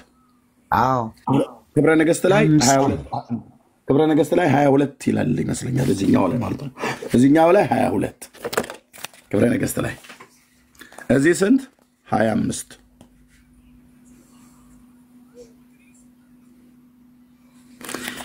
የዚህኛው 22ም ቢሆን እድሜው ይሄኛውም 25 ቢሆን መድኃኔዓለም ክርስቶስ ኢየሱስ ምስክሬ ነው። ከእጃችን አያመልጡም መርጌታ ወደ ንጉሱ ወደ ሰለሞን ሄደበት ብለው ያሉትን ዘመን ስናሰላው ንጉሱ ሰለሞን ቤተ መቅደሱን ሰርቶ የጨረሰበትና ስንት ዓመት እንደፈጀበት ቤተ መቅደሱ ከመጽሐፍ ቅዱስ ላይ ሁለቱን አንድነት አጣምረን አምጥተን ይሄንን ስናረገው ድሮስ በሰልባጅ የመጣ ሃይማኖት ብለው ነው የሚሄዱት። ግን መልስ የላቸውም። ዓለም ግን ይስማ። መርጌታ ያው ታውቃለህ አንተ በአብነት ትምህርት ቤት ቆሞስም ያውቃሉ 22 ዓመት ነበር ሲባል የነበረው። እዚህ ግን ስንት ይላል? 25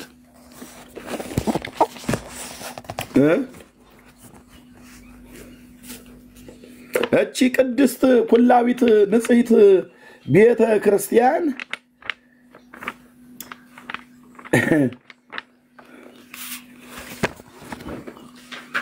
ኦኬ ወይ ለምን እዚህ ክብረ ነገሥት ላይ ይላሉ እንደዛ ይላሉ።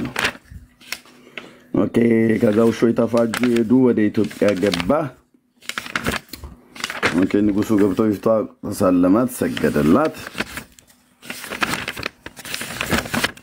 ኦኬ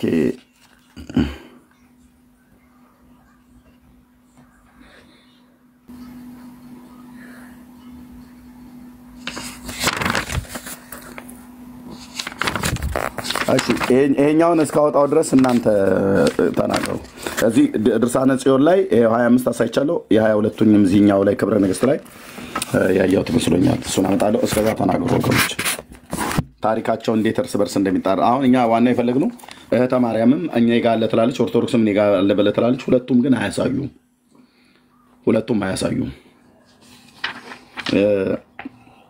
የዚህኛውን ልጁኛው ሳገኝ እንትን እላለሁ። እስከዛ እህትየው መቀጠል ትችላለሽ። ከየት ያምጡት? ህዝብ ቢያውቀው ኖሮ መርሲ ለሁላችሁ በነገራችን ላይ ጸጋና ሰላም ይብዛላችሁ። ቀጥታ ወደ እንትን ነው የገባው ኤርሚ። እንደውም ቀደም እዚህ እየሰማሁትና ጉንፋን ይዞታል እንደ ድምጽህ በጣም እንትን ብለዋል ነው ወይስ በጣም ስትናገር ቆይተሃል ማለት ነው? በጣም ያ ባይዘው እዚህ ላይቭ ላይ ቆብጫ አይደለም ማገለግለው በውስጥም በጣም ብዙ የሚጠይቋሉ ማወራዋለ እንኳን አላዘኝም መሪ ካገልግሎት በጣም ድምጽህ በጣም ተይዟልና ለዛ ብዬ ነው። እሺ እግዚአብሔር ካንተ ጋር ነው፣ አይዞህ የኔ ጀግና። በጣም ብዙ ነውጥ አምጥቷል ይሄ ምድር አሁን እንዲህ እያለችው ያለች በእውነት ነው። በምንም ነገር በቁጥር ማንም ቢሆን ሊያስተባብለው የማይችለው ኤርሚ ያንተ አገልግሎት ነው። እግዚአብሔር ይመስገን። እኛም ባንተ አገልግሎት ነቅተናል። ነቃ ብያለሁ እኔ ራሴን በቃ የባነንኩት ራሱ እንዴ ምን እያለ ነው ይሄ ሰው ብዬ መጀመሪያ አካባቢ ምን እያለ ነው ብዬ መጽሐፍቶች አሁን በጣም ብዙ መጽሐፍቶችን ገዛ። ብዙ መጽሐፍ ለካ እዚህ ውስጥ ነው እንደ ያለ ነው እስክንል ድረስ እና ማያውቁ ሰዎች ተሸፋፍነው ካርቶን ይሁን እንጨት ይሁን መጽሐፍ ይሁን ምንም ማያውቁ ሰዎች ዝም ብለው የሚንበረከኩ የሚሰግዱ ሰዎች ናቸው። አሁን እዚህ ገብተው የሚሟገቱን ያለ ምንነቱን ማያውቁት ታቦቱ ምንድነው? ከምን ተሰራ? ምንድነው? ይኸው ባለሀብት ስም ነው እኮ የሚጻፍበት። እናንተ እስኪ በደንብ በግልጽ ልንገራችሁ። ፊት ለፊት የሚጻፈው አሁን ዝም ብዬ በመጽሐፍ ላሳያችሁ። መጽሐፍ ላሳያችሁ። አሁን የያዝኩት መጽሐፍ ቅዱስ ላይ እስኪ ወይም ደግሞ ሌላ መጽሐፍ ላምጣና ቆይ። አሁን እንደ ምሳሌ መልካም። እሺ ይሄ የምታዩት መጽሐፍ አሁን ክብደቱ በጣም ከባድ ነው። በጣም ይሄው የምታዩት የዚህን ያህል አይወፍርም። እንትኑ ታቦቱ የዚህን ያህል አይወፍርም። በጣም ትልቁ ግብረ ሕማማት ነው። የኤርሚ ነው። በዚህ አጋጣሚ የኤርሚ ነው። ገና የሚወስድ ሰው ታቶ ይሁን አይሁን ይሄው እንዴ እጅን ገንጥሎት ሊሄድ አያችሁ። እንትን ክብደቱ በጣም ከባድ ነው። በእውነት እላችኋለሁ ያለ ማጋነን። እና ይኸው እዚህ ጋር እዚህ ጋር ምን ይጻፋል? ለምሳሌ መጽሐፈ ግብረ ሕማማት በሚለው ላይ ምንድነው የሚጻፈው? የታቦቱ የታቦቱ ስም ለምሳሌ ታቦተ ቅዱስ ጊዮርጊስ ይላል። እዚህ ታቦተ ቅዱስ ጊዮርጊስ። ከዛ በኋላ እንዴ ከባድ ስለሆነ ነው ይቅርታ፣ አንድ እጄ ላይ ይኸው። ከዛ ወደዚህ ደግሞ ይታያቸዋል። ወደዚህ አልፋ ኦሜጋ ይባልና ከዛ ቀጥታ በዚህ ደግሞ በግዕዝና በአማርኛ መሪ አቤት ከይቅርታ ጋር እንዴ በዛው ከይቅርታ ጋር ያኛውን ስላገኘሁት ላሳይ። እሺ ከይቅርታ ጋር ተከተላለሁ። እሺ ወገኖቼ ቴንኪው። ያ ብዙ መጽሐፍቶችን በጣም ብዙ መጽሐፍቶች ስለማነብ ቶሎ ባላገኘው ይቅርታ አድርጉልኝ። ግን ውሸት ማውራት የሚባል ነገር የብለይ ድርሳነ ጽዮን ላይ ምንድነው ያሳዩአችሁ? ይቅርታ መሪ ትቀጥላለህ። ድርሳነ ጽዮን ላይ የንጉሱ የሰለሞን ልጅ ወደ ሀገሩ ወደ አባቱ ሀገር ወደ ኢየሩሳሌም ሲሄድ ስንት ነው ይላል? 25 ዓመት በሆነው ጊዜ ይላል። ስሙ ማን ይባላል? በዚህኛው ክፍል ላይ እንደተናገረው ንግስቲቱ ምልክት ሰጣት። ከዛ ከወለደች በኋላ እንደወለደችና ሀገሯ እንደደረሰች ከዛ ልጇ አድጎ የስንት ዓመት ልጅ ሆኖ ይላል? ስሙንም በይነ ልህም ብላ ጠራችሁ ይላል። ከሰለሞን የወለደችው ማለት ነው። ከዛስ ይህም ልጅ ልህመን ግን ግርማ ሞገስ ነበረው፣ ክብረ ንግስ ማለት ነው። ግዝፈቱ አካሉና አካሄዱ ሁሉ ንጉሱ ሰለሞንን ይመስል ነበር። ኦኬ 22 ዓመት ሲሆነው ውጊያንም ፈረስንም ግልቢያንም አደንን እንደ ጎልማሳ ሊማር የሚያስፈልገውን ሁሉ ተማረ። ንግስቲቱንም የአባቴን ፊት አይ ዘንድ እሄዳለሁ፣ በእስራኤል አምላክ በእግዚአብሔርም ፍቃድ ወደ እርሱ እመለሳለሁ አላት። የስንት ዓመት ልጅ በሆነ ጊዜ? መርጌታ የስንት ዓመት ልጅ በሆነ ጊዜ ይላል ወገኖች? እዚህ 22 እዚህ የስንት ዓመት ልጅ ይላል? 25 ዓመት። ድርሳነ ጽዮን ላይ 25 ዓመት፣ ክብረ ነገስት ላይ 22 ዓመት። የሚገርም this is orthodox ይላል ኤርሚያስ በየማከል ወይ ደግሞ አታም ስልህ እላቸዋለሁ ማለት ነው።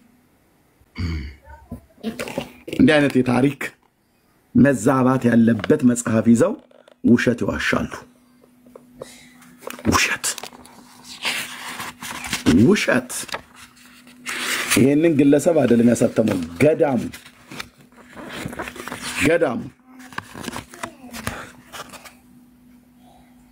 ነው ያሳተመው ቤተክርስቲያኒቱ። ይሄም የታተመው በኢትዮጵያ ጥናትና ቋንቋዎች ምርምር ኢንስቲትዩት አዲስ አበባ ዩኒቨርሲቲ ነው ያሳተመው። ልጅየው እዚህኛው ላይ 22 ዓመቱ ነው የሰለሞን ልጅ፣ እዚህ 25 ነው። 22 እና 25 ብቻ መስሎ አንድ ሰው የሚያወራ ቢመጣ እንዴት ታሪኩን በዜሮ እዚሁ ዓለም ላይ ያያያል። በዜሮ እንደምናባዛው ምስክራችን ጌታ ኢየሱስ ራሱ ምስክር ነው ማለት ነው። እና ይሄን ነው ለማለት ነው። መሪ ቀጥል። ያዋሳ ይቻላል 25 22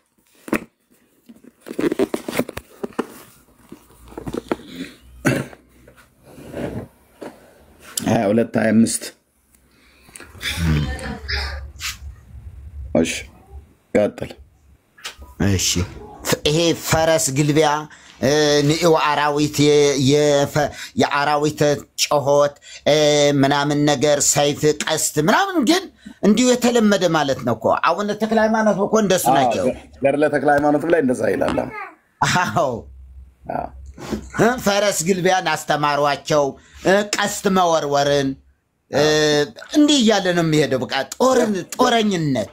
የፈረሶቹ ላበት ምንድነው? ምኑ ነው?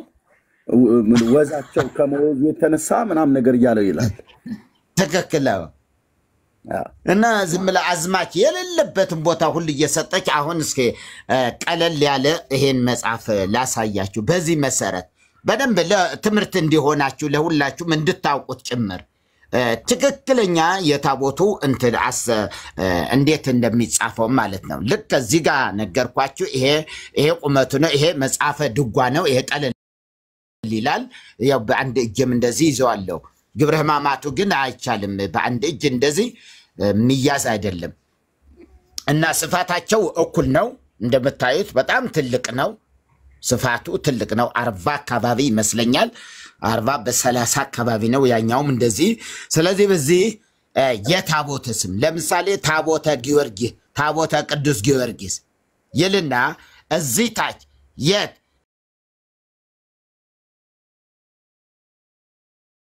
አራዳ ጊዮርጊስ ፒያሳ፣ አራዳ ጊዮርጊስ ፒያሳ። ከዛስ እዚህ ጋር ወደ ታች አልፋ ኦሜጋ። ከዛ በኋላ እዚህ ጋር ደግሞ እዚህ ጋር የሰየመው ጳጳስ ማን ነው? ታቦቱ ይሁን ያለው ቆመስም ከሆነ ቆመስ፣ ጳጳስ ከሆነ ጳጳስ። እዚህ ከዚህ ወደ ታች ማለት ነው። ወደ ታች ማለት ነው። ለምሳሌ ወንድም ፋሬስ ከሆኑ እሳቸው እዛ ከነ ቆሞስ አባ እገሌ ተብሎ እዚህ ጋር ይጻፋል ማለት ነው። እዚህ ጋር ምስለ ፍቁር ወልዳ የሚል ስዕል የማርያም ስዕል በምን ተሰርስሮ እንጨቱ ተሰርስሮ የማርያም ትሁን ምንም ትሁን አታውቁትም።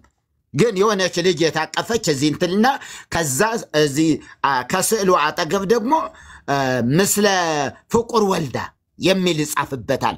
ይሄ ሰበካ ጉባኤው ምኑ ሁሉ የሚገዛው የመጀመሪያ ታቦት ነው።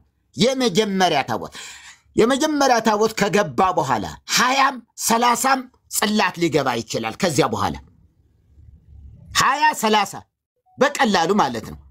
ምንም የሌለ ታቦት የለ ማለት። ምክንያቱስ ስለቱን ለማግበስበስ ለመያዝ ስለሚፈለግ ሰዎች ራቅ ያለ ለምሳሌ ጊዮርጊስ ከሆነ ራቅ ያለ ቦታ ሌላ ከሚሄዱ የገብርኤል ቀን ሌላ ቦታ ከሚሄድ ይኸው የገብርኤል ታቦት እዚህ ያስገብተናል ምእመናን እንግዲህ ታኅሳስ ገብርኤል እዚህ እናከብረዋለን፣ ስለዚህ ሁላችሁም ተዘጋጅታችሁ እንድትመጡ ምናምን እንዲባል ይሄ የመጀመሪያ ጸል ድርብ ታቦት በሚሰጥበት ጊዜ ግለሰብ ነው የሚሰጠው።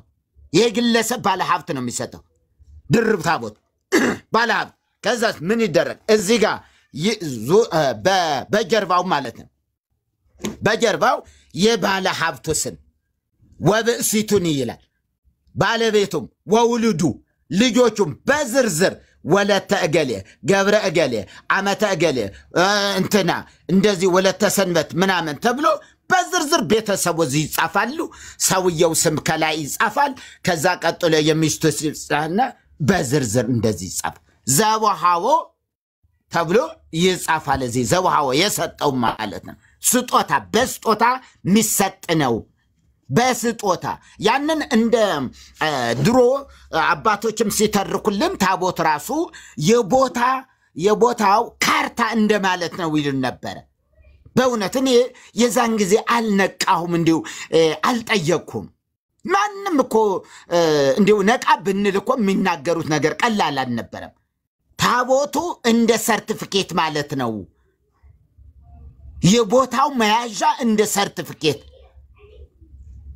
ሲያገለግል የነበረ ነው እና እንደዚህ ነው። በዚህ ሁሉ የሰው ስም ነው እና ቦታው ከተማው ባልነግራችሁ ይሻላል። ብነግራችሁ ግን አንዳንዶቻችሁ ታውቁታላችሁ።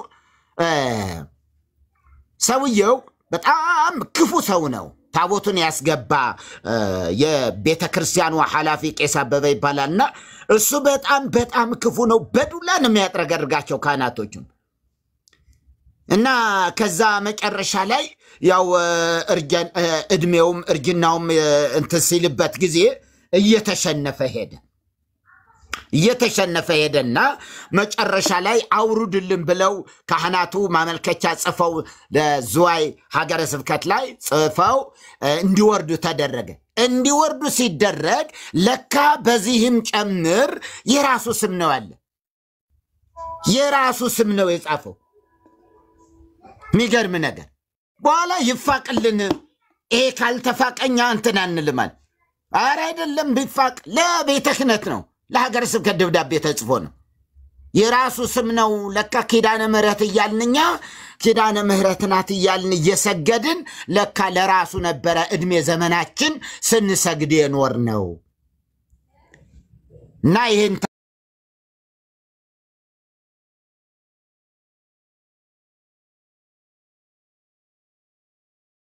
ታቦት አሩቁልን ወይ ደግሞ ተፍቆ ሌላ እንትን ይባልበት ተባለ ያው እንደዛ ጣሉት ተብሎ ነው የተነገረ ጣሉት በቃ አይረባም አይጠቅምም የግለሰብ ታቦት ለዘመናት እንደዚህ ስትሰግዱ ኖራችሁ በቃ ይጣል ተባለ ተጣለ እላችኋለሁ ተጣለ የእውነት ነው የምላችሁ ተጣለ አሁን ኤፍሬምም በዚህ በሰሜን ሸዋ ሀገረ ስብከት የነገርኳችሁ ይመስለኛል አንድ ዲያቆንና ቄሱ የደብሩ ቄስ ተስማምተው ታቦቱን ሸጠውት ነበርና ከዛ በኋላ ላጥፋው የነው ቪዲዮ እሺ እና ታቦቱን ሸጠውታል በኋላ ሲጣሉ ሁለቱ ከ4 እና ከ5 ዓመታት በኋላ ቤተክርስቲያኑ ያለ ታቦት እየተቀደሰ ስጋ ወደሙ ሰዎች እየወሰዱ ቁርባን እየቆረቡ ስርዓተ ፍታት እየተደረገ ስርዓተ ማህሌቱ ሰዓታቱ ኪዳኑ ምኑ ቅዳሴ ሁሉ ይቀደሳል ታቦት እንዳለ ሆኖ ምክንያቱ እሳቸው ናቸው የቤተክርስቲያን ዋና እሳቸው ጠቅልለው አስቀምጠውታል በነገራችን ላይ አብዛኛው ቤተክርስቲያን እኮ ታቦት የለውም ታውቃላችሁ ታቦት የለውም ምክንያቱስ የደብሩ አለቃ ይተናኮሉኛል ብሎ ስለሚያስብ አንዱ መርጌታ ወይም አንዱ ዲያቆን ይተናኮለኛል ብሎ ያስብና ወስዶ ቆልፎ ነው የሚያስቀምጠው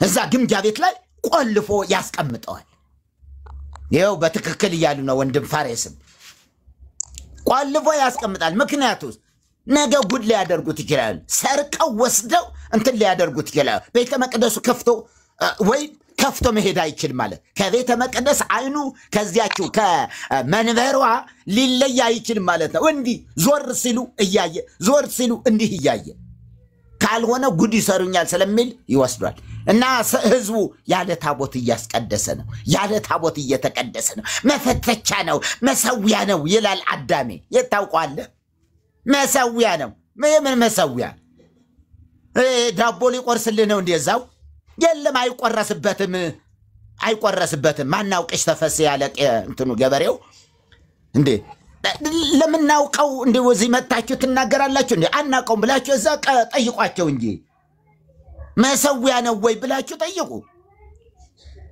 እና ምንድነው የሆነው ከ5 ዓመት በኋላ ሁለቱ ሲጣሉ ወስዶ ለአቡነ ኤፍሬም ነገራቸው የሰሜን ሸዋ ሀገረ ስብከት ሊቀ ጳጳስ እና ነገራቸው በኋላ በለመጣለሁ አሉ ለማንም እንዳትናገራሉት ሄዶ እዛ ቦታ ላይ ሲሄዱ ልክ እሳቸው ጠዋት እሁድ ቀን ስለሆነ በጠዋት ነው መሄድ ያለባቸው 12 ሰዓት ልክ እዛ ሲደርሱ የደብረ አለቃ አያቸው በሮ እልም ጠፋ ምክንያቱስ ጳጳስ ናቸዋ ጳጳስ ከሆኑ የግድ ታቦቱን ይዳስሱታል ቅብአ ሜሮን ይዘው ይመጣሉ ባርንሽ ማለት ነው ያንን ይቀቡታል ቅብአ ሜሮን ይቀቡታል ከጳጳሱ ውጭ ግን ማንም ገልጦ የማየት መብት የለውም አያየውም በቃ አያየው ተሸፈነ በዛ በሱቲ ጨርቅ ተሸፍኖ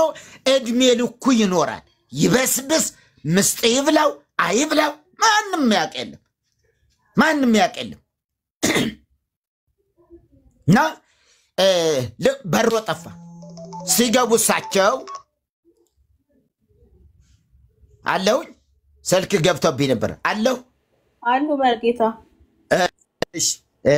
እሺ እና በኋላ ላይ ሲያዩ ታቦት የለም በል ውጣ አሉት ከመቅደሱ ጠቅላላ ቄሱ ሁሉ ውጡ ከዚህ ምን ታደርጋላችሁ ኮተታሞች በል ውጡ መርጌታውንም ማይሌቱ ላይ ሰዓታት ላይ የነበሩ በሙሉ አስወጥተው እናንተ ታቦት እንደሌለ ታውቃላችሁ ኧረ አናውቅም ታቦት የለም የለም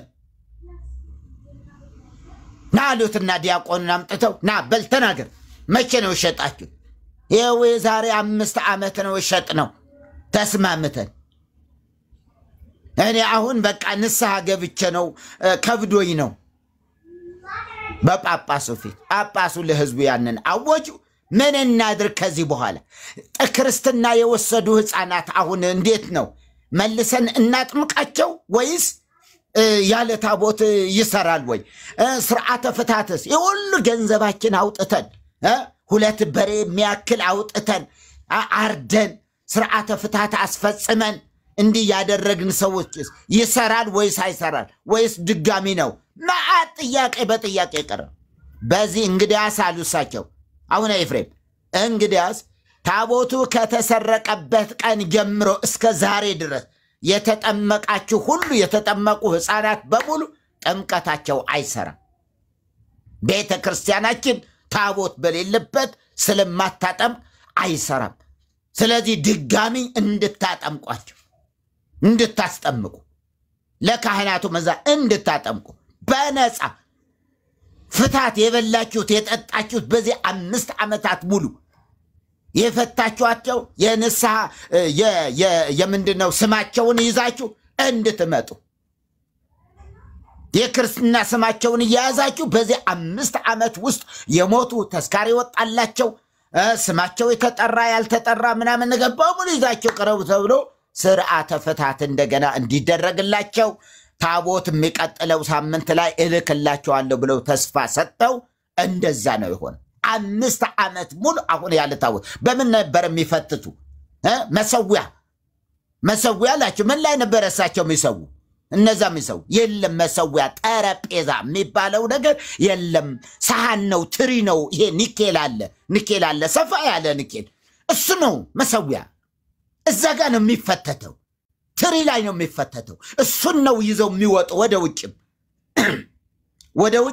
ወደ ውጭ ሲያወጡት ማለት ነው ወደ ውጭ ስላችሁ ሊያቆርቡ ከመቅደሱ ወደ ውጭ ወጣ ሲሉ ለማቁረብ ሴቶቹም ወንዶቹም የሚቆርብበት አላቸው የየራሳቸው ቦታ አላቸው እና እዛ ቅድስት የሚባለው ላይ ማለት ነው ወደ ቅድስት የሚወጣው ታቦት አይደለም ያንኑ ትሪ ነው እንግዲህ ታቦት የምትሉት ትሪ ነው መርካቶ የሚሸጠው ትሪ በዛ ነው እርፈ መስቀል የሚባለው ደግሞ የሾርባ ማንኪያ ስጋው ደግሞ መቀበያ የሾርባ ማንኪያ ምንም ልዩነት የሌለበት የኮተት ተሸፋፍኖ ለዘመናት ተሸፋፍኖ የኖረው ጉድ እግዚአብሔር ዛሬ እያጋለጣችሁ ነው ለምን ነፃ እንድትወጡ ወደ ክርስቶስ እንድትመጡ ወደ ሞተላችሁ ወደ እርሱ እንድትመጡ እርሱን እንድታመልኩ ለእርሱ እንድትገዙ እርሱ ባላችሁበት ስፍራ ሁሉ አለ ታቦቱስ የለም እዚያ ነው ወይ ሌባ ወስዶታል ወይ ደግሞ በስብሷል ወይ ደግሞ ምስጥ በልቶታል እስኪ ቀየር ድረስ ገና ወረፋ ይጠብቃሉ እስኪ ቀየር ስለዚህ ጌታ ግን ይለውጣል ጌታ ታሪካችሁን ይለውጣል ህይወታችሁን ያድሳል ተስፋ ቢስ የሆናችሁ ሁሉ ባለ ተስፋ እንድትሆኑ ሙሉ ቅርብ እንዲሆን ሰማይ የራቀባችሁ እግዚአብሔር የራቀባችሁ በእነንትና በኩል ነው የሚገኘው እዚያው አጠገቡ ያሉ እነ ሚካኤል እነ ገብርኤል እነ ተክልዬ ምናምን ነው ያሉ የምትሉት ሩቅ ዙፋን ላይ ያስቀመጣችሁ ሰዎች ዛሬ እግዚአብሔር ከእስትንፋሳችሁ በላይ ቅርብ ነው እንግዲህ ለኛ ቅርብ ነው አጠገባችን የሌሉ መላእክት ናቸው አጠገባችን የሌሉ ጻድቃን ሰማዕታት የምትሏቸው ማርያምን ጨምሮ አጠገባችን የሉም ማን ነው አጠገባችን ያለው እግዚአብሔር ብቻ እርሱ ግን ሁሉ ጊዜ ከኛ ጋር አለ እኔ እስከ ዓለም ፍጻሜ ድረስ ከናንተ ጋር ነኝ ያለ ጌታ ከናንተ ጋር አይለይም ለምን የሌለውን ነገር ትፈልጋለህ ለምን የሌለ ነገር አጠገባችሁ የሌለ ነገር ለምን ትፈልጋላችሁ ወገኖቼ ማትለወጡበትን ማትታደሱበትን ይስማችሁ አይስማችሁ ማታውቁትን የሌለውን ነገር ከማምለክ ነፃ እንድትወጡ ነው አሁን ባዶ አዳራሽ ከማምለክ ነፃ ውጡ ያው ነው እናንተ ሆቴሉ በተሰራበት ብሎኬት ነው ቤተክርስቲያን የሚሰራ ሄደ እንትን የምትስመው የለም አልተቀባም እሱም ግን የምትስሙ አረ ነቃበሉ አረ እዚህ 21ኛው ክፍለ ዘመን 22ኛ ክፍለ ዘመን ላይ ቆመን ጭራሽ ተሸፋፍነው ለማናውቀው ነገር መንበርከክ መገዛት ጨርቁን ነው እኮ ያያችሁት እናንተ ጨርቁን ነው እኮ ያያችሁት ሌላ ምን አያችሁ ውስጡን አላያችሁትም ልታዩትም ከቶ አትችሉም ካርቶን ቢሆንስ ሰሳ ያለ ካርቶን አለ ሰሳ ያለ ካርቶን አሁን እየሰሩ ነው በቃ ካርቶንን አዘጋጅቶ ሰፍቶ በቃ እንደዚህ ከዛ ጨርቅ ከተሸፈነ ምን አለ ህዝብ ለጨርቅ ነው የሚሰግደው ሱቲ ነው የሚሰግደው ከዚህ ወጡ ያውም ታቦተ ጽዮን እንኳን ይሄው ኤርሚያ ቀርበላችሁ የለችም አሉ አቡነ ማትያስ የለችም አሉ ጳጳሳቱ ፓትርያርኮቹ ሁሉ የለችም አሉ ፕሮፌሰር ማናቸው ፕሮፌሰር ተስፋዬ ገሰሰ የብሔራዊ ቲያትር መስራች የነበሩ ፕሮፌሰር ተስፋዬ ገሰሰ ወይ ደግሞ ገመና ድራማ የሚባለው ላይ ከማንነው ስሟ አንዲት ቀይዋ ልጅ ከሷ ጋር እንትን የሚሉ ያወቃቸዋት ካላችሁ እሳቸው የታሪክ ምሁር ናቸው እንግሊዝ አገር እስራኤል አገር ሁሉ ሄደው ታሪክን በጣም ብዙ አጥንተዋልና አባታችን እንዴት ነው ታውሬ በልቶታል በውሃጥም በረሃብ በመናምን ነገር በየጫካው ይሞታል ገደል ወድቆ ይሞታል እና አይመለስም ስለዚህ ምን እናድርግ ብለው ምሁራን ተሰብስበው ይሄ ምንድነው የሚባለው ቅድም ያነበበው ኤርሚዬ ማነው ክብረ ነገስ የአዲስ ኪዳን ሰዎች ሁሉ ስማቸው አለ ኤርሚዬ አለ እዛ ቦታ ላይ አሉ ሰዎች በአዲስ ኪዳን የነበሩ ሰዎች ምን አጻፈው ወደ ኋላ ሄደው የዛሬ 3000 ዓመት አይተርክም እንዴ ታዲያ እውነት ከሆነ እሳቸው ምን አሉ ተራኪዎች ተዘጋጅተው ክብረ ነገስት የሚባለው መጽሐፍ እንዲያዘጋጁ ተደረገ ከዛ ታቦተ ጽዮን እዚህ አለች እንዴት መጣች ቢባል እንዲህ ብሎ በዚህ ወጥቶ በዚህ ወርዶ ከዛ በኋላ ታቦተ ሚካኤል የሚባል ነበር አልነበረም ኤርሚ ታቦተ ሚካኤል ነበር እንደዛ ታቦተ ሚካኤል በብሉይ ኪዳን ዘንድ አልነበረም እኔ በታሪክ አላነበብኩም ታቦተ ሚካኤልና ታቦተ ማርያም ታቦተ ጽዮን አንድ ላይ ይኖሩ ነበር አንድ ላይ ሁለቱ ታቦታት አብረው ይኖሩ ነበር ሚካኤል ለዚህ ነው ከግብጽ ያወጣቸው ሚካኤል ነው እየተባለ ህዳር 24 ላይ ህዳር 12 የሚነበው ህዳር 24 ከግብጽ እስራኤላውያንን ከግብጽ ያወጣቸው ማን ሚካኤል ዛውረድ መና ከሰማይ እያወረድ እስራኤላውያንን የመገብክ ሚካኤል ሆይ እናመሰግንሃለን እየተባለ ለእስራኤላውያን መጽሐፍ ቅዱስ እስራኤላውያንን መና የመገባቸው ከሰማይ እያወረደ ማን ነው እግዚአብሔር ሚካኤል ነው እንዴ አይደለም እንዲያውም መልአክ አይውጣሉ እንዲያው በፊታችሁ መልአክን እሰዳለሁ ሲላቸው እኛ መልአክ በፊታችን እንዲወጣ አንወጣም ሙሴ ያለው ነው አንወጣም አሉ እንዴ መልአክ አትፈልጉም አንፈልግም አንተ ራስህ ማትወጣ ከሆነ ከዚህ አታውጣን አሉኮ ዘዳግም ስንት ላይ ነው አለ ጌታዬ አታውጣን አሉ ስለዚህ መልአኩ ሚካኤል እንዲሁ እግዚአብሔር ብቻ እንዳይከበር ነው ቤተክርስቲያኗ ጥረት የምታደርገው ጠቅላላ የታሪክ ባለቤት ጻድቃን ሰማዕታት ብቻ እንዲሆኑ እግዚአብሔር እዛ ሩቅ ቦታ ላይ ሰውሮታል ሰማይ ላይ እግዚአብሔር እንትን ይበላቸውና ይፍረድባቸው መዳኔ ዓለም እግዚአብሔር ይፍረድባቸው በእውነት እላቸዋለሁ ሩቅ አድርገውት ቁጭ ያደረጉት በቃ ሰማያት ላይ ወሽቀውት ከዛ ወደዛ መድረስ አትችልም አሉ ህዝቡን ወደዛ መድረስ አትችልም እና በአርሴማ በኩል እና በእነንተና በኩል 44 በር ሰርተውለት ለመንግስተ ሰማያት የሀብታም አጥር አደረጉት በሩ አንድ ነው ኢየሱስ ብቻ ነው በሩ እኔ ነኝ አለ እኛንን አላለም ደቀ መዛሙርቱንም አልጨመረም እናቴ ናት አላለም እግል የሚባል መልአክ ነው አላለም በሩ እኔ ነኝ በእኔ የሚገባ የሚወጣ ቢኖር መሰማሪያ ያገኛል ይድናል የሚለው ይሄ ነው ከወንጌል የራቃችሁ ሰዎች ወደ ወንጌል ነው እንዴ የምን ኮተት ትማራላችሁ ባካችሁ እና ስለዚህ ምንድነው ያሉ ክብረ ነገስት የተዘጋጀው ሊቃውንተ ቤተክርስቲያን ህዝቡን ወደ ኢየሩሳሌም ወደ እስራኤል አገር ከመሄድ ለመታደግ ተብሎ ነው እንግዲህ ምስጢሩ ይሄን እውነታው ይሄን ፊት ለፊት የሚባል ቴሌቪዥን ነበረ 91 ዓመተ ምህረት አካባቢ ፊት ለፊት የሚባል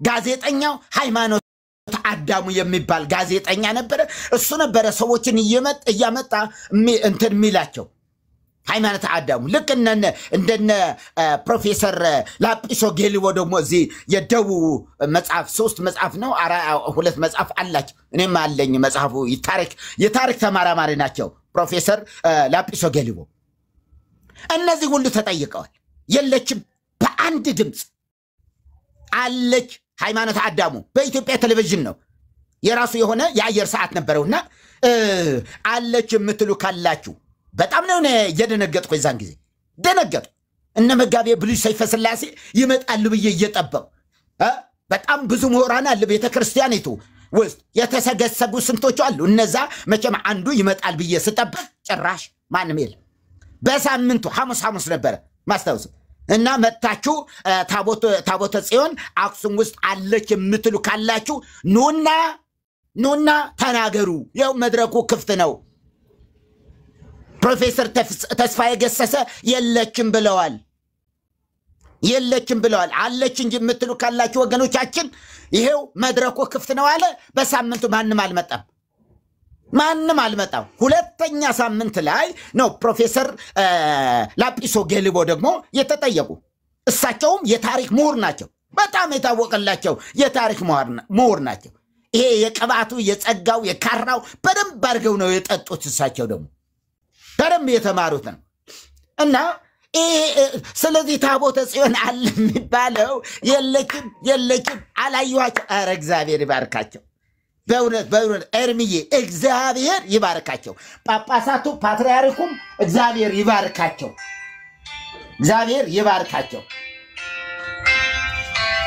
ነው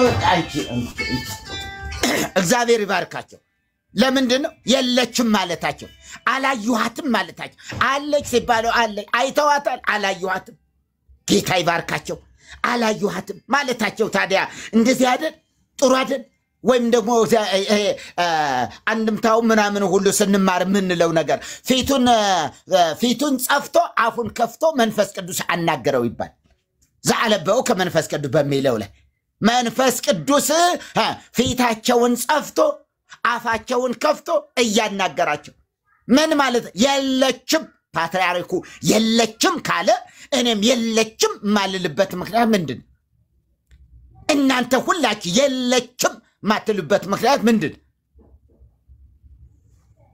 እና እንዲህ አይነት ነው ትረካው ይሄ ነው ኤርሚዬ ክብረ ነገሥት የተተረከበት ምክንያት ይሄ ነው ዋናው ህዝባችን አለቀ ኢየሩሳሌም እሄዳለሁ ሲሄድ ምድረ በዳ ሰሃራ ላይ ይውጣል ሰሃራ ላይ ምድረ በዳ ሰሃራ ይቀራል በውሃ ጥም ይሞታል ጎርፍ ይወስደዋል አውሬ ይጣላዋል አውሬ ይበላዋል በዚህ ምክንያት እንዴት እናድርግ ተባለ እንግዲያስ ክብረ ነገሥት የሚባል መጽሐፍ ይዘጋጅ አዘጋጇል ተዘጋጀ ወደ ኋላ ሄደው ለዚህ ነው የቁጥር መፋለሱ ሁሉም ያመጣ 5 ዓመት እዚያኛው ደግሞ 22 ዓመት ሰዎች አይደሉ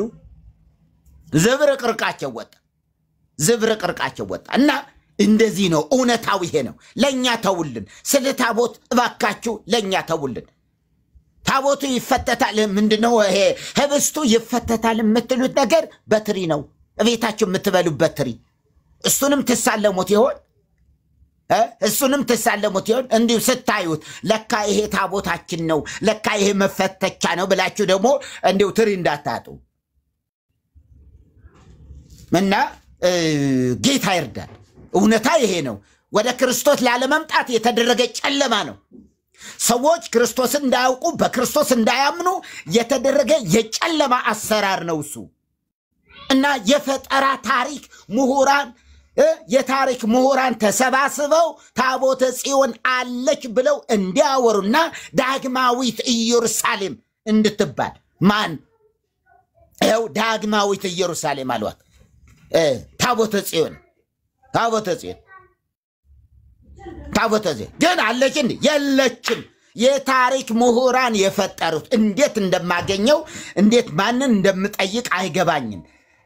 እንዴት አላቅም እንጂ እስኪ እንዲሁ መጠየቅ የምቻልበት መንገድ ካለ እንደምንም ትንላለን። ፕሮፌሰሩ እሳቸው ተስፋዬ ገሰሰ የብሔራዊ ቲያትር ዋና መስራች የሚባልላቸው እሳቸው ናቸው። ይህን በኢትዮጵያ ቴሌቪዥን በአደባባይ ህዝብ በሙሉ ተሰብስቦ ህዝብ ሁሉ እየሰማ ማለት መላው የኢትዮጵያ ህዝብ እየሰማ መላው ምሁራን እየሰሙ የለችም እና ታዲያ ምንድነው አለች የተባለው ሲባሉ ህዝባችን ኢየሩሳሌም ሊሰግድ ኢየሩሳሌም ሊሳለም ተነስቶ ይሄደ እዚያ ምድረ በዳ ላይ እየቀረ ቃል በቃል ያሉትን ምነግራችሁ 1000 ህዝብ ይሄዳል ከ1000 ህዝብ 50 ሰው ነው የሚመለሰው ያውም ቢበዛ ነው 950 ሰው ውሃ ይበለዋል ጎርፍ ይበለዋል እንደ ዛሬ አውሮፕላን የለ እንደ ዛሬ መርከብ የለ እንዲህ ሆነው ነው ህዝባችን ያለቀው ስለዚህ ምን ይደረጋሉ ለሊቃውንት ለጠቅላይ ቤተ ክህነት ሐሳቡ ገብቶ ለቤተ ክህነት ምሁራን እንዲወያዩበት ተደርጎ በየሀገረ ስብከቱ ውስጤ የተሰማኝ ነገር አለና አለ ወይ ጠይቁልኝ አሏቸው አዎ አለ በትክክል አይታችሁታል አለ ይኸው ልብሱ በልብሱ ነው እኮ የምናውቀው አይ አይደለም በልብስ አይደለም ውስጡን ገልጠው ሲያዩ ታቦተ ሚካኤል ነው ያለ የማን ታቦት ለብሶ የታቦተ ጽዮን ልብስ ለብሶ የታቦተ ጽዮን ብርድ ልብስ ለብሶ ታቦተ ጽዮንስ ሄደች ተወሰደች ከዛ በል ተከታተላችሁ መልሱ ያው ወንዛለ አላቀውም ኤርሚ ተርከዋል እዛ ወንዙ ከተሻገሩ ተዋቸው ካልተሻገሩ ግን ቀምታችሁ አምጡና ይሄንን ታቦት ስጧቸው አለ ይባላል ክብረ ነገስት መጽሐፍ እንግዲህ ብዙ እንትን አለኝው አለ የሰማነውን በእዝነ ልቦናችን ያሳድርብን ከተመለሱ ነው ምንለው ወደ ኢየሱስ ይሻላል ከናንተ ጋር ወዳለው ከናንተ ጋር አለ ኢየሱስ አለ መመካ አለ አጠገባችን አለ እግዚአብሔርም ከእስትንፋሳችን በላይ ለኛ ቀርብ ነው ሚካኤልስ የለም ገብርኤልስ የለም ሩቅ ናቸው እነሱ የለም የት እንደተላኩ የታቃለው ነው አሜሪካ ልኮት ቢሆንስ ቻይና ላይ ወደ ቻይና ልኮት ቢሆንስ እኔ እዚህ ሚካኤል ምለው የለም የቱኛው ጋር ነው ያለ የቱ ጋር ነው ያለ ጎንደር ነው ያለው ትግራይ ነው ያለ ጎጃም ነው የቱ ጋር ነው ሰሜን ሸዋ ደቡብ ኦሮሚያ ምን የት ማአት አለ ቁልብ ገብርኤል አለ አንዱ ነው ፍጡር ነው በአንድ ቦታ የሚወሰን ስለሆነ ወይ በየአመቱ በክብር መመናን ብሎ በደመና ሆነ ሰማይ ላይ ሆኖ የሚቀጥለው አመት ምኖረው እምውለው ታህሳስ 29 ቁልቢ ላይ ነው ሁላችሁ መመናን ቁልቢ እንድትመጡ ቢኖሮ ሁሉም ህዝብ በሙሉ ቁልቢ ይሄዳል ከዛ የሚቀጥለው ላይ ደግሞ መመናን ብሎ ደግሞ በደመና ሆኖ እናንተ ኢትዮጵያውያን ሌላው ዓለም አያውቀኝም ሌላው ዓለም ምንም እኔን አያውቀኝም እኔን አይለምነኝም እንደ እግዚአብሔር አድርጎ አይቆጥረኝም ወደ መንግስተ ሰማያት በር አድርጎ አልቆጠረኝም ዝም ብሎ ነው እናንተ ግን ጧፍ እየሰጣችሁኝ ሻማ እየሰጣችሁኝ ሻማ ይጠቀምበትም እኮ እናንተ ጧፍ እኮ አያስፈልገውም መብራት እኮ አያስፈልገውም ገብርኤል ጥላ አያስፈልገውም ጥላ የሚይዘው ማን እሱ ያው ቄሱ ጥላው ለማን ለቄሱ እንዴ ጧፉስ ማንም ያበራው ያው ቄሱ ሲጨልምበት ምን ያደርግ ታዲያ መጽሐፍ ሲያነብ ሌሊት ሲጨልምበት ጧፉ ያበራዋል ገብርኤል ነው እንደሚያበራው ገብርኤልማ በብርሃን የሚኖር ነው ገብርኤልማ በሰማይ የሚኖር ነው ተባረኩ ማይክ ፍሪ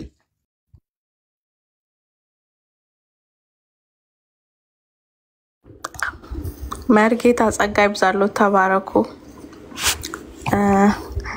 ሌትሊ የገባችሁ እህቶች ወንድሞች ሰላም በሉ ሰንዬ ሰላም በይና ከዛ ኢፍዬም ገብቷል እሺ እንዴት አደራችሁ ቅዱሳን ላይም ታችም ያላችሁ የጌታ ጸጋና ሰላም ይብዛላችሁ በጣም ትክክለኛ ጊዜ ነው የደረስኩና መርጌታ ሲናገሩ በጣም ሁለት ነገር ይገርመኝ ነበር አንደኛው ምንድነው ታስታውሱ እንደሆነ እስራኤል ከሁለት ተከፈለች 10 ነገድ ሰሜን 2 ነገድ ደግሞ ወደ ደቡብና 10 ነገድ ይዞ የነገሰው ንጉስ ምን አደረገ ወደ ኢየሩሳሌም በአመት 3 ጊዜ ሁሉም ሰው መምጣት አለበት ለእግዚአብሔር ሊሰግድ ለእግዚአብሔር ክብር ሊሰጥ 10ሩን ነገድ ያዘው ንጉስ ምን አደረገ ወደ ኢየሩሳሌም እንዳይመጡበት ሰሜን ላይ ሌላ አምልኮ ከፈተ ሌላ መሰዊያ አደረገ ህዝቡን ላለመልቀቅ ህዝቡ ትቶት ወደ ኢየሩሳሌም በየጊዜው እንዳይነጉድ እግዚአብሔር ደግሞ ይህንን አልወደደም ይህንን አልፈቀደም ምክንያቱም በዛ ዘመን ኢየሩሳሌም ነበር እየተመጣ ሁሉም ቤተሰቡን ሁሉ ትቶ እየመጣ ከሰሜን እስከ ደቡብ ከምስራቅ እስከ ምዕራብ ኢየሩሳሌም እየመጣ ነበር ለእግዚአብሔር በአመት 3 ጊዜ ክብርን የሚሰጥ እሱ ግን ህዝቡን ላለመልቀቅ አሁን እኮ መሪ ጌታ እንደዛ ሲሉ እንደዚህ አይነት መንፈስ ነው ማለት ነው ህዝቡ ወደ ኢየሩሳሌም እንዳይመጣ እዚው ሀገር እንኳን የሰሜኑ ንጉስ ወደ ኢየሩሳሌም እንዳይመጡ የራሱን አምልኮ የራሱን ሌላ መስገጃ አዘጋጅቶ ነበር እግዚአብሔር ደግሞ ይህን አልፈለገም እግዚአብሔር እንደቀጣው እናያለን በጣም ነው የሚገርመው ሁለተኛው ነገር ደግሞ መሪ ጌታ እንዳነሱት እኔም እዚህ ትላልቅ ራባዮችን ጠይቄያለሁ ታቦተ ሚካኤል የሚባላልን ከታቦተ ጽዮን በተጨማሪ ታቦተ ሚካኤል አለን እዚው የሚጠብቁትን ማለት ነው ቤተ መቅደስ ውስጥ ያሉትን ዋናዎችን ትላልቆችን ብዙ ጊዜ ጠይቀናቸዋል እንደዚህ አይነት ነገር የለም አንድ ብቻ ናት ታቦተ ጽዮን የነበረች አንድ ሌላ ተጨማሪ ነገር አልነበረም አዎ ተመሳሳይ ስፕሪት ነው ይሄ ህዝብን መያዝ ህዝብን አለቅም ማለት ህዝብን ለእግዚአብሔር እንዳያመልክና ለእግዚአብሔር እንዳይሰግድ ለእውነተኛው እግዚአብሔር እንዳያመልክ ከዛም ከድሮም ጀምሮ ነው እንደዚህ አይነት እና ይገርማቸዋል እነዚህ ትላልቅ ራባዮች ሚካኤልና ገብርኤልን ይሄንን ያክል ትኩረት አይሰጡትም እዚህ ሀገር ይሄንን ያክል ልክ እንደ ኢትዮጵያውያን አዎ ሚካኤልን ያቃሉ መልአክ ነው ገብርኤልን ያቃሉ መልአክ ነው እንደውም ከሚካኤልና ከገብርኤል ይልቅ ፎቶአቸውን የሚለጥፉ በቤታቸው ትላልቅ ራባዮቻቸውን ነው ያስተማሯቸውን ራባዮቻቸውን ነው የነሱን ፎቶ ነው የሚለጥፉ እንጂ የመላእክት ፎቶ ቤታቸው አይለጥፉም የሚገርመው ነገር ይሄን ያክል ፎከስ አይሰጧቸውም በቃ ይሄን ያክል ጊዜ ሰጥተው ለመላእክት እንደዚህ አይሉ እና በጣም ነው እየገረመኝ ነበር ሰው ያላወቀው እስራኤል ያላወቀውን እኛ እንወቅ ማለት እስራኤል የተወውን እኛ እናንሳለት ማለት በጣም ይገርማል በርግን መጽሐፍ ቅዱስ ይነግረን አዲስ ኪዳን ሲነግረን ራሱ ጌታ ኢየሱስ ከዛች ከደካማዋ ሴት ሰው ከጠላት ሴት ሰው ዘወር ብሎ ከማያያት ሴት በቀትር ሰውን ላለማየት በኃጢያቷና ከበደሏ የተነሳ ከሰው ጋር ተሸማቀ የነበረች ሴት ጠጋ ብሎ ሲያናግራት ያስተማራት ይህንን ነው እግዚአብሔር የሚመለከው በእውነትና በመንፈስ ነው ክብር ለኢየሱስ ይሁን እኔ ለማስተማር አይደለም ግን ገብርኤልና ሚካኤል የሚባለውን ከሚያመልኩት ይልቅ እዚህ ሀገር ትላልቅ ራባዮቻቸውን ነው ስዕላቸውን ለጥፈው እነሱን ቢመለከቱ ይሻላቸዋል የለም እንደዚህ አይነት ነገር የለም ሚካኤል የለም ገብርኤል እዚህ ታቦተ ሚካኤል የሚባል የለም እኔ ራሴ ጠይቄያለሁ ቤተ መቅደስ የሚጠብቁትን ዋና ትላልቆችን የለም ታቦት ነው የተባለ እና ተባረኩ ጸጋ ይብዛላችሁ ሻሎም ብያለሁ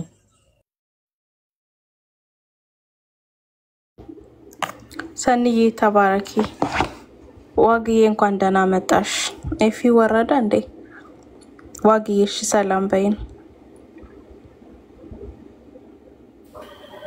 ሰላም ለሰላም ለእናንተ ይሁን ግን ኤርሚን በመሃል ቢናገር ጥሩ ነው ረጅም ጊዜ ስለሆነ ሰላም ብያለሁ ከላይም ከታችም ያላችሁ ቅዱሳን እንግዲህ የአይሁድ ምስክርነት እንደገና በኦርቶዶክስ ውስጥ ትልቅ ስፍራ ያላቸው የመሪ ጌታ ምስክርነት እግዚአብሔር ዘመን እንደሰጣችሁ አስተውላችሁ ኦርቶዶክሳውያን ቆም ብለው መጽሐፍ ቅዱስን አንብቡ። በእውነት ከታሪክና ከዝባዝንኬ ነገር ውጡ። በሰማይ በምድር እግዚአብሔር እንድንታረቅበት ወደሱ እንድንቀርብ መካከለኛ አድርጎ የሰጠን በተለይ አዲስ ኪዳን አማኞች አስተውሉ። ከቀራንዮ መስቀል ደም በስተቀር ምንም አይናችን ፊት እንዲሳል አያስፈልግም። ብዙ ዘመን ረጅም ዘመን የምናውቀውና የለመድነው ነገር ቢኖር እሱ እውነት ሊሆን አይችልም። ስለቆየ እውነት ሊሆን አይችልም። እውነትም መንገድም ሕይወትም ጌታ ኢየሱስ ክርስቶስ ነው። አሁን የዚህን አይነት ነገር መረጃዎች በመረጃ መናገሩ ለምን እንደሆነ በቅንነት በቅን ልቦና ለሰማ ሰው ምን እያመንኩ ነው? በምን እያመንኩ ነው? ለምንድን ነው ይሄን የማደርገው? ለምንድን ነው እንደዚህ የምጓዘው? እያልን ራሳችንን የምንመረምርበት ጊዜ ነው። ቀን ሳለ እንግዲህ እግዚአብሔር ልጁን ወደ ዓለም ልኮታል። ሌላ የተላከ ነገር የለም። የመጨረሻው ስጦታ የእግዚአብሔር ልጅ ኢየሱስ የተላከበት ዘመን ክርስቶስ ኢየሱስ ስለ ሰው ልጆች ኃጢአት ለዓለም ሁሉ ኃጢአት የሞተበት የምስራች የሚነገርበት ዘመን ላይ እንደገና ወደ ኋላ መመለስ እስራኤል የሌላትን እንግዲህ የታቦቱ ባለቤት እስራኤሎች ናቸው። እንግዲህ ዛ እስራኤል ቁጭ ብለው ነው እየመሰከሩልን ያሉት። እስራኤል የሌላትን እግዚአብሔር ከዛ የታቦት ዘመን በኋላ ክርስቶስ ኢየሱስን በላከበት ዘመን በእውነት በዚህ ዘመን መጨረሻ ላይ ያለን ሰዎች ሃይማኖታዊ ተቋማዊ ፍቅርን ትታችሁ ወደ ክርስቶስ ፍቅር ተመለሱ። ተቋም አያድንም፣ አቋምም አያድንም። ኢየሱስ ነው የሚያድነው። እኛ የምናወራላችሁ ኢየሱስ የእግዚአብሔር ምስክርነት እርሱ በቃ በእርሱ ደስ የሚለኝ የምወደው ልጄ እሱ ነው፣ እሱን ስሙት። እንደዛ የተባለለት መልአክ የለም፣ ቅዱስ ሰው የለም። እግዚአብሔር የመሰከረለት መንፈስ ቅዱስ ሲመጣ እንኳን ከኔ ስለኔ ወስዶ ይነግራችኋል። ባይዘዌ ስለ ክርስቶስ ኢየሱስ ምስክሩ አብ ነው፣ ምስክሩ መንፈስ ቅዱስ ነው። አይኖቻችሁን ወደ ቀራንዮ እንድትመልሱ ነው ትግሉ። ብሉይ ኪዳንን ብታነቡ የብሉይ ኪዳን መጽሐፍት ስለሱ ብዙ ተናግረዋል። ነቢያት ብዙ መስክረውለታል። ከክርስቶስ ልደት በፊት የነበሩ ምስክሮች እንኳን ብዙ ናቸው። አይደለም የአዲስ ኪዳን አይደለም ኢየሱስ ወደ ምድር መጥቶ ተልኮን ጨርሶ ልባችሁ አይታወክ፣ በእግዚአብሔር እመኑ፣ በእኔም እመኑ፣ በአባቴ ቤት ብዙ መኖሪያ አለ፣ እንዲህ ባይሆን ባልኳችሁ ነበር፣ መጥቼ ወስዳችኋለሁ ያለ ታማኝ የእግዚአብሔር ልጅ። እኛ ስለሌላ ነገር ማሰብ ተዉ። ከማይጠቅማችሁ መጽሐፍ ቅዱስ ላይ ካልተጻፈ ትርክት ውጡ፣ አምልጡ። የመዳን ቀን አሁን ነው። ይሄን የምናወራው ኢየሱስን መላእክት መስክረውለታል፣ ሐዋርያት መስክረውለታል። በሐዋርያት ሥራ እንደምትመለከቱት በምልክቶች በድንቆች ኢየሱስ እሱ ክርስቶስ የእግዚአብሔር ልጅ እንደሆነ ሐዋርያቱ አስረግጠው ስለ ስሙ እየተሰደዱ በዚህ ስም ሁለተኛ አትናገሩ ሲባሉ አይ ዝም ማለት አንችልም፣ እሱ መድኃኒት ነው፣ እሱ የዓለም ቤዛ ነው። ሰማዕታት ለምን ሞቱ? እሱ ስለሰበኩ ነው የሞቱት። ቄሳሮች ለምን ገደሏቸው? ኢየሱስ እሱ ጌታ ነው፣ እናንተ ጌታ አይደላችሁም ስላሉ ነው። በሰማይ በምድር መካከለኛ በሰማይ በምድር መካከለኛ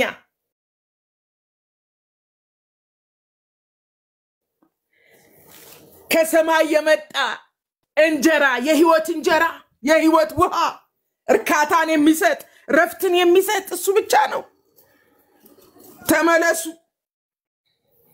ተመለሱ በቀራንዮ መስቀል ላይ በስቃይ ያተረፋችሁን መድኃኒታችሁን ብቻ ተመልከቱ። እንግዲህ ሰላም ልበል ብዬ ነው በሰላምታዬ ውስጥ እግዚአብሔር ከዘላለም ፍርድ የሚያደን በእርሱ በኩል ስለሆነ ዮሐንስ 3:15 በእርሱ በሚያምን አይፈረድበትም። ስለ ሃይማኖት የተከራከረ የተሳደበ አይደለም፣ በክርስቶስ ኢየሱስ። በነገራችን ላይ ስለ ኢየሱስ ስንናገር ከላይ እግዚአብሔርን ወክሎ የመጣ እግዚአብሔር ስጋን ገንዘቡ በማድረግ ደግሞ ሰውነትን የተካፈለ የኛ ሊቀ ካህን የሆነ ወደ ቅድስት ወደ ማህደሪያው ያረገ ሰውን የወከለ እግዚአብሔርን የወከለ መካከለኛ ከሰው መካከል አታገኝ አይገኝም። የእግዚአብሔር የክብሩ ነጸብራቅ እግዚአብሔርን ለማወቅ ቆላስይስ ላይ ጳውሎስ እንደሚናገረው እሱ የክብሩ ነጸብራቅ እንደሆነ ነው። እና እንወዳችኋለን። እንደው በጣም ዝግዝግ ተደርጎ ሲነገር ከዝባዝንኬ ውጡ ነው። ልጁ ያለው ህይወት አለው፣ ታቦት ያለው አይደለም። ለከሌና ለከሊት የዘከረ አይደለም። የለም እንዲህ አይነት ትምህርት ሐዋርያት ውስጥ መጽሐፍ ቅዱስ ውስጥ የሌለውን ነገር ነው እኮ እነ ኤርሚ እነ መሪጌታ ዝግዝግ አድርገው የሚያሳዩአችሁ። ስለዚህ ወደ ክርስቶስ ኑ እናንተ ደካሞች ሸክማችሁ የከበደ ሁሉ በኃጢአት የጎበጣችሁ ሁሉ ወደ እኔ ኑ ነው ያለው። ወደ ማንም ሂዱ አላለ። እግዚአብሔር አብ ወደ ልጁ እንድናይ መንፈስ ቅዱስ ስለ ልጁ እየመሰከረ በሐዋርያቱ ይሄው ዛሬ መዳንን ያገኘንበት ቀና ብለን የምናይበት ሞት ቢመጣ የማንደነግጥበት የዘላለም ቤታችንን ያሳመረ የኢየሩሳሌምን ደጆች የከፈተ ሰውና እግዚአብሔር ተጣልተው እንዳይቀሩ በቀራንዮ መስቀል ላይ ውለታ የዋለ እሱ ሳይሰበክ ብዙ ነገሮች ተወሩ። ጌታ ይባርካችሁ። በኋላ ጊዜ ካለ ደግሞ እናወራለን ስለ ኢየሱስ። ግን የሙሴ ታቦት ኦርቶዶክስ ጋር ወይስ እህተ ማርያም ጋር የትም ቢን ደግሞ የለም። የሚገርማችሁ ሐዋርያት እጅ ላይ ያልነበረ ታቦት በኢየሱስ ስብከትና አገልግሎት ውስጥ አንድ ያልተጠቀሰ ታቦት የአዲሱ የእግዚአብሔር መንግስት ህይወት ሊገልጥ የመጣው ኢየሱስ ያላነሳው አጀንዳ ነው እላለሁ። እኔ ደግሞ የለም ኢየሱስ ጋር የለም ሐዋርያቱ እጅ ላይ ቤተክርስቲያን ስሚ የለም።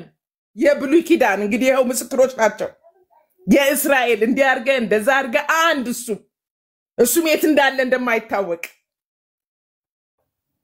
እና ወደ ክርስቶስ ኢየሱስ አይናችን ቀና እንዳይል እነዚህን ሁሉ አዚም ያደረገ ትምህርት ይሁን ማንኛውም ነገር በጌታ በኢየሱስ ስም ይፍረስ። ተባረኩ። ሜርሲ ይወዳችኋለሁ።